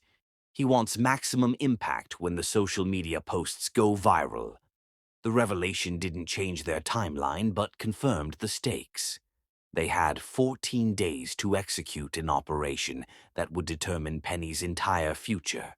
"Can we be ready?" he asked.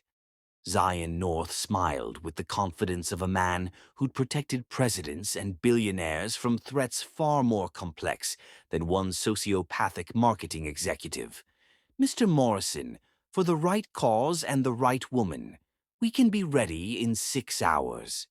As his team dispersed to execute their various roles in the most important mission of his life, Greg remained at the window, looking out over the city where Penny Lane was spending what might be her last night of freedom. Tomorrow she would either accept a proposal from a man who would destroy her life, or she would be saved by a team of strangers working on behalf of a love she didn't even know existed. Either way, by tomorrow night, 6 years of silent devotion would finally find its voice, and Penny Lane would learn that sometimes guardian angels worked from the shadows, moving heaven and earth to protect the people they loved most. Chapter 8. When Paradise Burns. The most beautiful destructions are the ones that happen in full view of the world, where truth arrives like lightning and there's nowhere for lies to hide. 2 weeks later, the Perez Art Museum had been transformed into a glittering cathedral of Miami's power elite, where charity and social status merged into a spectacle that would be remembered long after the last champagne glass was emptied. 800 of the city's most influential people moved through galleries lined with contemporary masterpieces, their laughter and carefully modulated conversations creating the kind of symphony that only accompanies serious money and serious ambition. Crystal chandeliers cast rainbow prisms across designer gowns worth more than houses, while servers in pristine uniforms glided between clusters of guests carrying champagne that cost more per bottle than most people's monthly rent. The air itself seemed to shimmer with importance. This was where careers were made, where political alliances were forged, where Miami's future was decided over hors d'oeuvres and strategic handshakes. Greg Morrison stood near the museum's signature hanging garden, a living wall of tropical flowers that created a vertical paradise beneath soaring glass ceilings. In his hand, a glass of 1996 Dom Perignon remained untouched as his dark eyes tracked movement near the main entrance with the focused intensity of a predator who'd spent 2 weeks preparing for this single moment. His team was positioned throughout the venue like pieces on a chessboard, each member invisible among the crowd of Miami's elite. Zion North, imposing even in formal wear, managed security protocols near the main stage while maintaining the casual demeanor of a wealthy patron interested in modern art. Malik Stone controlled the museum's sophisticated audio-visual systems from a hidden booth, his fingers dancing across equipment that could hijack every screen in the building at the touch of a button. Darius Mitchell mingled with media contacts, his journalist's instincts cataloging which cameras were present and which social media influencers would amplify whatever was about to unfold. Nasir Wells moved through the crowd with professional photography equipment, documenting everything while appearing to be just another event photographer capturing Miami's beautiful people in their natural habitat. 2 weeks of meticulous preparation had led to this moment. Every detail had been rehearsed until it became second nature. Every contingency planned for with military precision. Every piece of evidence verified and cross-verified until their case was absolutely bulletproof. Tonight, in front of the most powerful witnesses Miami could provide, Rob Spooner's reign of terror would end in spectacular fashion. At 8:47 p.m., as if the universe itself had chosen the most dramatic possible timing, Rob Spooner made his entrance. He swept through the museum's glass doors like a king arriving at his own coronation, resplendent in a custom Armani tuxedo that fit him like liquid midnight and probably cost more than most people's cars. Diamonds glittered from his cufflinks, his smile was photographer perfect, and his posture radiated the kind of confidence that came from a man who believed himself untouchable. But it was the woman on his arm who made Greg's heart stop completely. Penny entered like a goddess descended from mythology, wrapped in a gown that transformed her into living art. The dress was midnight blue silk that seemed to have been woven from starlight itself, cut with such perfection that it appeared to have been created specifically for her body and no one else's. The fabric flowed around her like liquid poetry, catching the museum's lighting in ways that made her seem to glow from within. Her hair had been arranged by master stylists into an elaborate creation that showcased diamond earrings the size of small stars, while her neck was adorned with a sapphire necklace that probably cost more than her foundation's annual budget. She looked absolutely breathtaking. She also looked absolutely terrified. Greg could read the signs that others would miss, the slight tension in her shoulders despite perfect posture, the way her smile remained beautiful but never quite reached her eyes, the almost imperceptible tremor in her hands when she thought no one was watching. After 6 years of studying her every expression, he could see through the magnificent facade to the woman beneath, someone who was playing a role she'd never auditioned for, wearing a costume that felt like a disguise.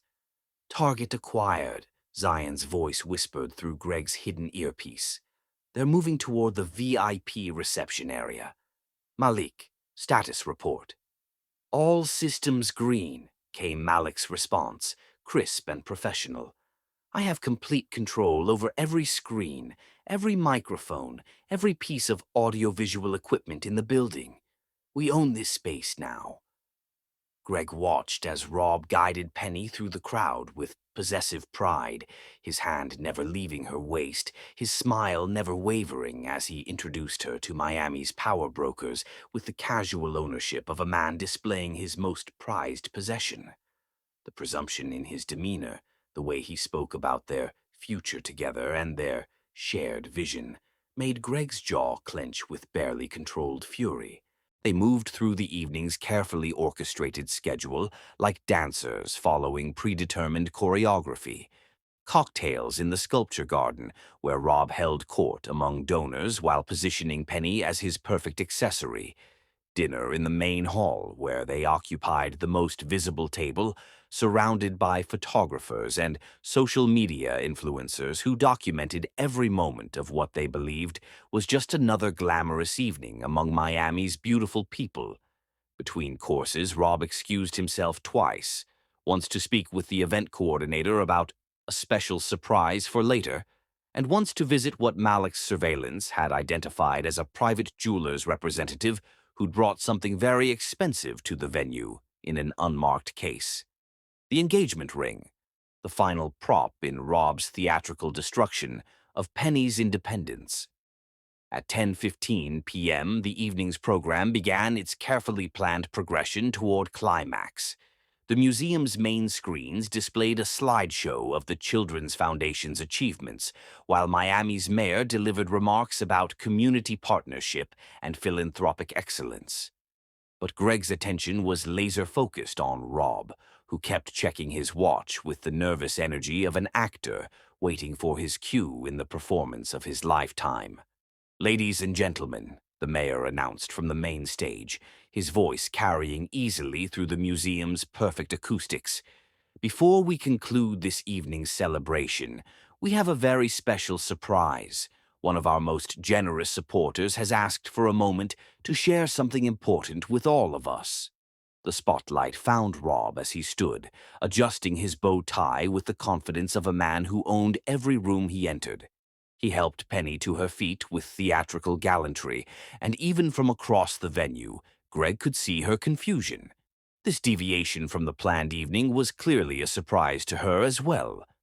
My friends, Rob said, his voice projecting with the trained ease of someone accustomed to commanding attention. 6 months ago, I had the extraordinary fortune to meet the most remarkable woman in Miami.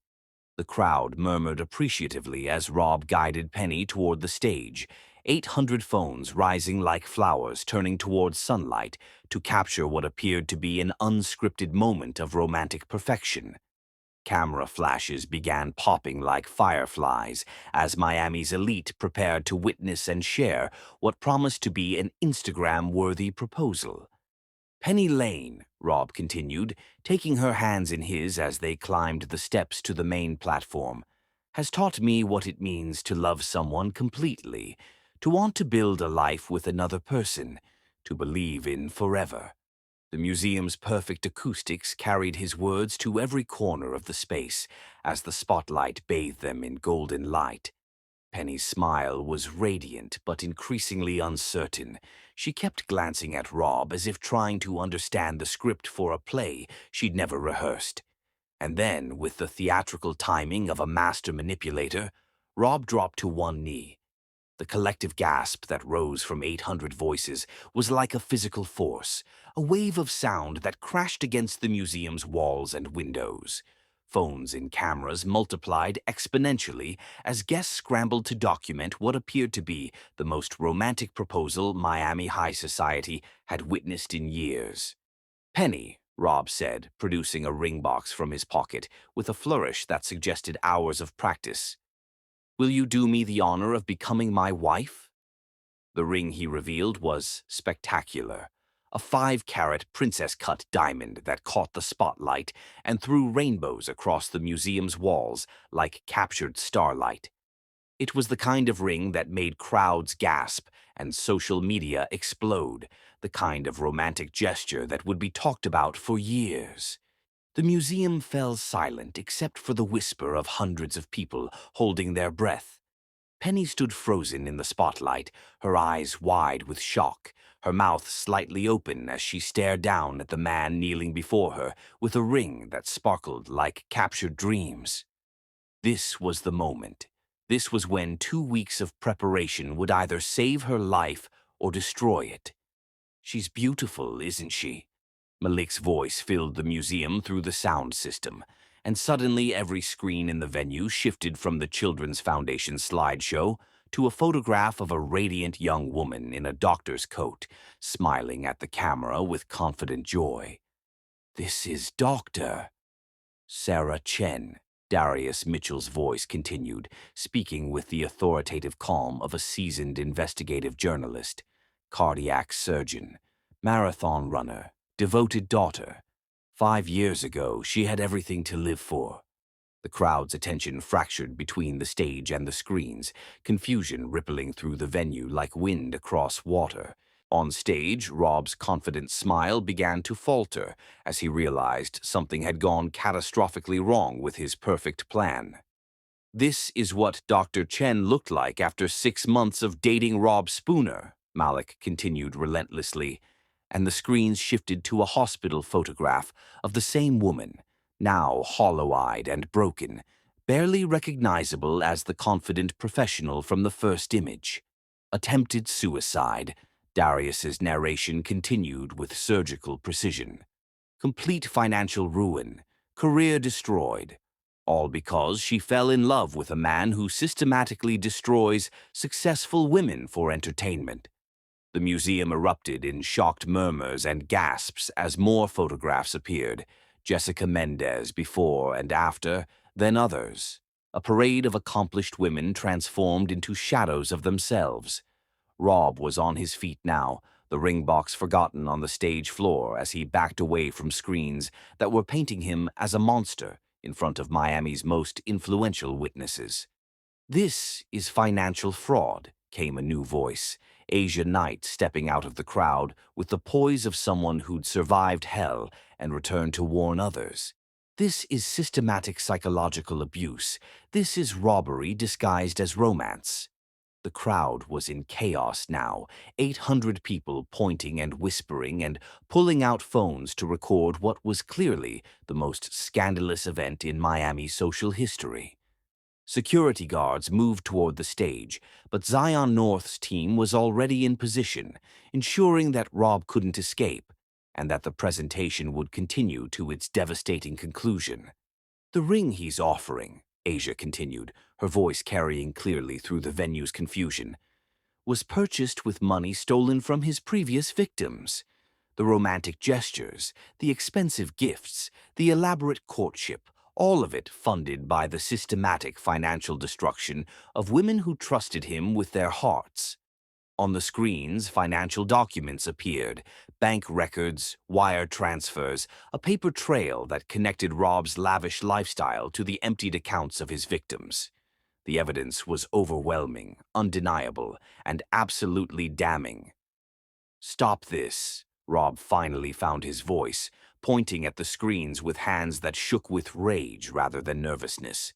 This is all lies, doctored evidence, a conspiracy by jealous people who can't stand to see us happy. But his protests were drowned out by his own recorded voice, suddenly filling the museum with crystal clarity through the same sound system that had carried his romantic proposal moments earlier. "She's my most challenging project yet," Rob's voice echoed off the museum's walls, like Judgment Day itself. "Penny's got this annoying moral compass that makes her resistant to the usual financial manipulation. But I've found her weakness. She's desperate to believe someone could love her completely. Once I get that ring on her finger, I'll own her completely. Should be fun to watch her break." The silence that followed was absolute. 800 people stared at Rob Spooner as if seeing him clearly for the first time, watching a predator exposed in the harsh light of truth. The romantic proposal that had begun the evening had transformed into public execution, with Rob as both prosecutor and condemned. On stage, Penny stood motionless, the engagement ring she'd been about to accept lying forgotten on the floor where Rob had dropped it in his panic. Her beautiful gown, which had made her look like a goddess just minutes earlier, now seemed like costume armor that could no longer protect her from the truth. But as the shock settled and reality crystallized, something remarkable happened. Instead of the broken victim Rob had been systematically creating, the real Penny Lane began to emerge. The strong, intelligent woman who'd built a foundation from nothing, who'd faced down burglars with baseball bats, who'd spent years fighting for people who couldn't fight for themselves. She straightened her shoulders, lifted her chin, and faced the crowd with the dignity of someone who just realized she was stronger than her nightmares. "You recorded our conversations," she said, her voice carrying through the museum's perfect acoustics with quiet power. "You called me a project." The accusation hung in the air like a sword, while 800 witnesses waited to see how this unprecedented drama would conclude. Rob opened his mouth to offer more protests, more lies, more manipulation. But before he could speak, FBI agents materialized from the crowd like avenging angels, moving with practiced efficiency to place him under arrest for financial fraud, identity theft, and a dozen other charges that would ensure he never destroyed another woman's life. As Rob was led away in handcuffs, still protesting his innocence to a crowd that now saw him as he truly was, Penny remained on stage alone under the spotlight, surrounded by the wreckage of what she'd thought was love. The most beautiful woman in Miami stood in her midnight blue gown, finally free but completely exposed, while 800 people watched her realize that her perfect fairy tale had been the cruelest lie of all. But in that moment of ultimate vulnerability, something extraordinary began to happen. From every corner of the museum, voices rose in spontaneous applause, not for the entertainment they'd just witnessed, but for the courage of a woman who'd survived something designed to destroy her soul. The ovation built and built until it became a standing ovation. 800 of Miami's most powerful people rising to honor not just Penny's survival, but the strength that had carried her through the darkness back into the light. And in that moment, as applause washed over her like blessing, Penny Lane began to understand that sometimes the most beautiful endings come disguised as the most terrible beginnings. Chapter 9. The Heart's Confession Under Burning Skies. Sometimes the greatest act of love is standing in the ruins of someone else's world and offering your heart as the foundation for something new. The chaos in the museum reached a crescendo as Rob Spooner was led away in handcuffs, his protests and denials echoing off the contemporary art that surrounded Miami's elite like silent witnesses to his downfall. Camera flashes exploded like fireworks, social media notifications chimed like a digital symphony, and 800 voices rose in a cacophony of shock, outrage, and the kind of scandalous excitement that would fuel gossip for years. But Greg Morrison had eyes only for the woman standing alone on the stage. Penny stood motionless under the harsh spotlight, still wearing the midnight blue gown that made her look like a fallen star, her carefully styled hair now slightly disheveled from the emotional earthquake that had just shattered her world. The diamond earrings Rob had given her caught the light as she turned her head, scanning the crowd with the desperate eyes of someone looking for an exit from a nightmare that had become too public to escape. She was going to run. Greg could see it in her posture, the way she gathered the flowing fabric of her gown in preparation for flight, the panic building in her expression as she realized that every person in the room was staring at her with a mixture of pity and morbid curiosity. In 30 seconds, she would disappear into the Miami night, and he might never see her again. 6 years of loving her from a distance crystallized into this single moment of choice. He could let her go, preserve the comfortable fiction that she didn't know he existed, continue watching her from his balcony and wondering what might have been. Or he could step into the light and risk everything, his heart, his dignity, his carefully constructed world, for the chance to save the woman he loved more than his own life. Greg Morrison chose love. He moved through the crowd with the determination of a man who had built an empire and now faced the most important acquisition of his career. People parted before him, some recognizing him from business dealings, others simply responding to the intensity radiating from his purposeful stride. As he approached the stage, he could hear Penny's voice, shaky but determined, addressing the crowd that waited for her response to the evening's revelations. "I'm sorry," she was saying, her words barely audible over the venue's chaos. "I'm so sorry that you all had to witness this. I had no idea. I never would have." "Don't apologize." Greg's voice cut through the noise as he climbed the steps to the stage, and for the second time in 6 years, Penny Lane's eyes met his directly. This time, however, instead of the polite wariness she'd shown in their building's lobby, her expression held pure confusion mixed with dawning recognition. "You," she whispered, taking a step back. "You're the man from the lobby. The one who tried to warn you," Greg finished, moving closer despite her obvious desire to flee. "The one who's been watching you for 6 years, not because he's a stalker, but because he fell in love with your kindness before he ever heard your voice." The museum had gone eerily quiet, 800 people recognizing that they were witnessing something far more dramatic than Rob's exposure. They were watching a love story unfold in real time, raw and desperate, and completely unscripted. "This was you," Penny said, her voice growing stronger as understanding dawned. "All of this, the investigation, the evidence, the public humiliation, this was your doing. Yes?" Greg didn't try to deny it or soften the truth. "Every bit of it. I spent 2 weeks gathering evidence, hired the best investigators in Miami, and orchestrated tonight's exposure because I couldn't stand watching him destroy you the way he destroyed all the others." Penny's eyes blazed with a mixture of gratitude and fury that made her even more beautiful in the harsh spotlight. "You had no right. You had no right to make that decision for me, to humiliate me in front of—" She gestured at the crowd of wealthy spectators. "In front of everyone who matters in this city." "You're right," Greg said simply. "I had no right at all. I'm just a man who's been in love with you for so long that watching you with him was killing me. But not because I wanted you for myself, because I knew what he was going to do to you." Rob, who had been struggling against the FBI agents escorting him toward the exit, suddenly broke free and lunged back toward the stage. His perfect composure had shattered completely, revealing the rage and possessive fury that had always lurked beneath his charming facade. "You had no right," Greg said, his voice carrying across the museum with quiet authority that silenced even the murmuring crowd. "She was never yours. You don't love her. You don't even know her.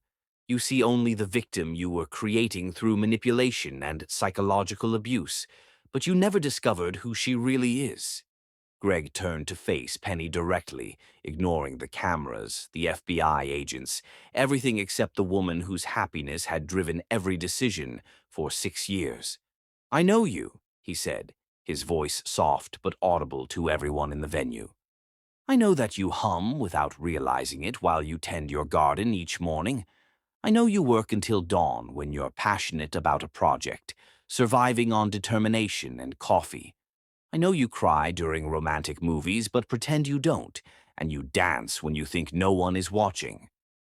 Penny's anger was wavering, replaced by something that looked like wonder, as she listened to this stranger recite the intimate details of her daily life with loving precision. "I know you're afraid of thunderstorms, but you stand on your balcony during them anyway, because you think the lightning is beautiful. I know you give money to homeless veterans even when you barely have enough for groceries, and you send birthday cards to your friends' children every year without fail. I know you believe in true love even though you've never experienced it, and you'd rather spend Friday night reading romance novels than going to clubs because you're waiting for something real." The crowd was completely silent now, captivated by this unprecedented display of devotion from a man whose reputation for privacy was legendary throughout Miami's business community. "I know all of this," Greg continued, "because I've been watching you with love, not studying you for weaknesses to exploit. I've been your guardian angel for 6 years, making anonymous donations to your foundation, ensuring your building's security system worked properly, calling the police when that man tried to break into your apartment 2 years ago." Penny gasped, her hand flying to her throat. "That was you." The anonymous tip that caught him. "I couldn't sleep that night until I knew you were safe." Greg's voice broke slightly, 6 years of suppressed emotion finally finding its voice.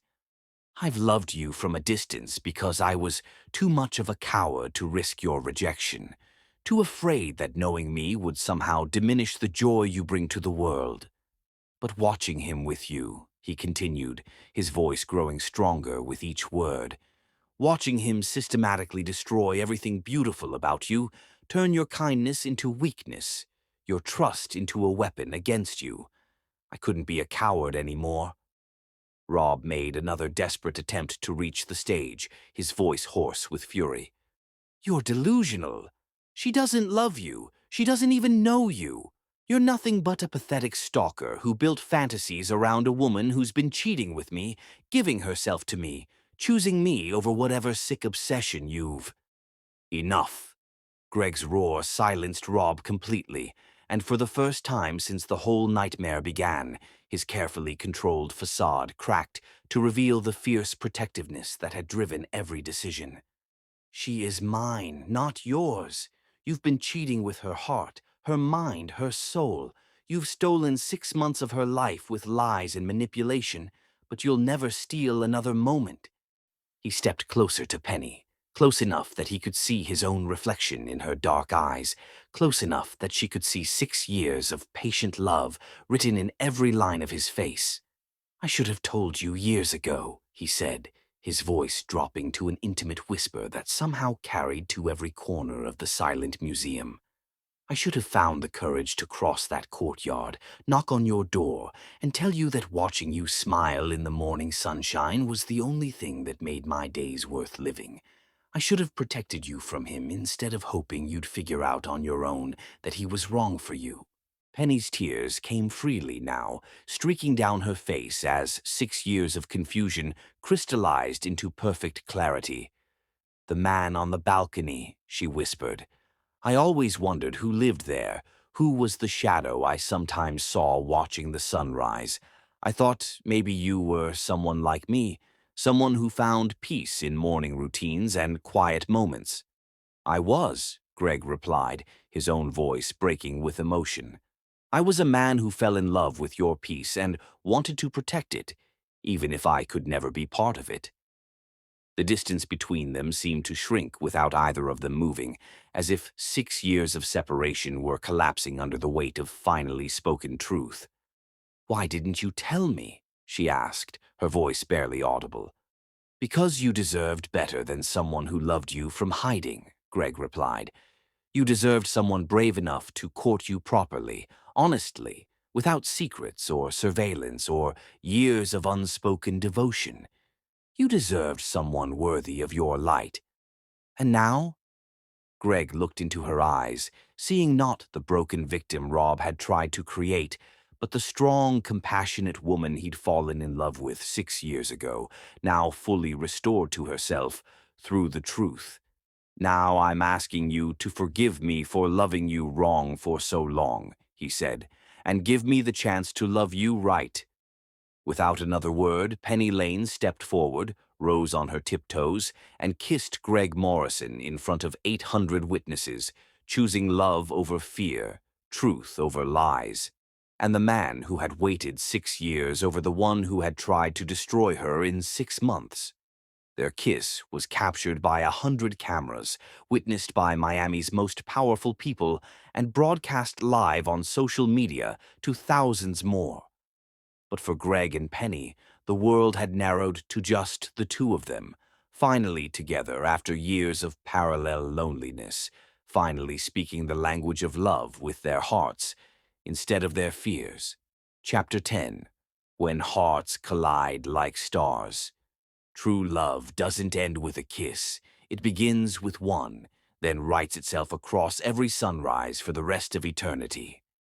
6 months later, Penny Morrison woke before sunrise in the arms of the man who had loved her from impossible distances. Through the floor-to-ceiling windows of their shared penthouse, Miami glittered like scattered diamonds beneath a sky painted in shades of coral and gold. She studied Greg's sleeping face, still amazed by the mundane miracle of waking up beside him. His dark hair was tousled from sleep, and there was a small scar on his chin she'd never noticed during all those months when he was just a shadow on a distant balcony. 6 months of marriage had been a revelation, discovering that the man who'd watched her with such devotion was even more complex and fascinating up close. "You're staring," he murmured without opening his eyes, and she could hear the smile in his voice. "Learning," she corrected, tracing the line of his jaw with one finger. "I have 6 years to catch up on." He opened his eyes then, and the love she saw there still took her breath away. Not the desperate, yearning love of those balcony mornings, but something deeper and more settled. The love of a man who'd gotten everything he'd ever dreamed of, and still couldn't quite believe it was real. "Good morning, Mrs. Morrison," he said, pulling her closer against his warmth. "I love it when you say that." She settled into the curve of his shoulder, breathing in the scent that had become home. "Though Diamond still insists I only married you for the penthouse view." "Diamond's not wrong," Greg said, his chest rumbling with laughter. "The view from up here is spectacular." They'd moved her herb garden to his balcony, along with the blue vase he'd watched her tend for years. Her morning routine had evolved to include him, coffee for two, shared sunrise watching, conversations about foundation projects that had grown from her small organization into something that could genuinely change lives.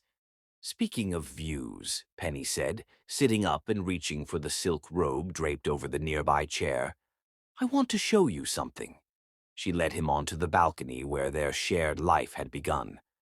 The morning air was warm and sweet, carrying the scent of her thriving garden and the salt breeze from Biscayne Bay. From here they could see across the courtyard to her old apartment. Windows now opened wide to morning light, no longer hidden behind the blackout curtains Rob had convinced her to install. "Look," she said, pointing toward the building's entrance where a moving truck was unloading boxes. "New tenants for 10B. They watched a young couple directing the movers, laughing as they tried to maneuver a oversized couch through the front door. The woman looked up at their balcony and waved, the kind of friendly gesture neighbors make when they're happy to be starting somewhere new. "Think he'll watch her from his balcony for 6 years before getting the courage to introduce himself?" Penny asked, waving back. "God, I hope not," Greg said, wrapping his arms around her waist from behind. "That was the most beautiful torture I've ever endured." "But it worked out." She leaned back against his chest, feeling the solid warmth of him, the steady rhythm of his heartbeat against her shoulder blade. We worked out. We did. His voice carried wonder even now, 6 months after their fairy tale wedding on this same balcony. Though I still can't believe you forgave me for the stalking. It wasn't stalking, Penny said firmly, the same argument they'd had dozens of times. Stalking is predatory. What you did was protective.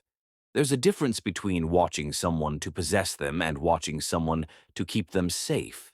She turned in his arms to face him directly. Besides, you weren't the only one watching. Do you know how many mornings I looked up at this balcony, wondering who lived behind those windows? I used to imagine stories about the mysterious penthouse neighbor who was always up before sunrise. What kind of stories? Oh, you know, lonely billionaire, tragic past, probably named something brooding like Maximilian or Damien. She grinned at his expression. Turns out I was only half wrong. I prefer Greg to Maximilian. So do I. Maximilian would never have spent his fortune supporting my foundation anonymously. Maximilian would have expected naming rights and photo opportunities. They were interrupted by Greg's phone buzzing with their morning schedule, foundation meetings, site visits to new community centers, lunch with the mayor about expanding their housing initiative. 6 months ago, Penny had been struggling to fund basic programs with limited resources. Now, with Greg's business acumen and unlimited funding, they were transforming entire neighborhoods.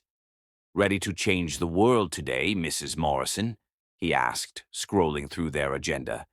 "With you?" "Always." As they moved inside to shower and dress for another day of building their shared dreams, Penny caught a glimpse of their reflection in the bedroom mirror. 6 months ago, she'd been a woman slowly losing herself to a predator's manipulation, isolated from friends and doubting her own worth. Now she was radiant with purpose and love, part of a partnership that amplified both their strengths. The balcony where their love story had been born in silence would always be special to them. But their real love story was being written now, in every shared decision, every morning conversation, every moment when they chose each other all over again. Some love stories begin with a single glance across a crowded room. Theirs had begun with 6 years of patient devotion across an impossible distance. But the best part wasn't the romantic beginning. It was discovering that the reality of loving each other was even more beautiful than the dream had ever been. The end. In a city of 8 million moments, theirs was the one that proved love doesn't always announce itself with thunder and lightning. Sometimes it whispers from balconies in the early morning light, waits patiently for perfect timing, and transforms two solitary hearts into something infinitely stronger together. Greg Morrison had learned that the greatest love stories aren't always the ones that happen quickly. They're the ones worth waiting for. And Penny Morrison had discovered that sometimes the guardian angel you've been hoping for has been watching over you all along, just waiting for the courage to step into the light.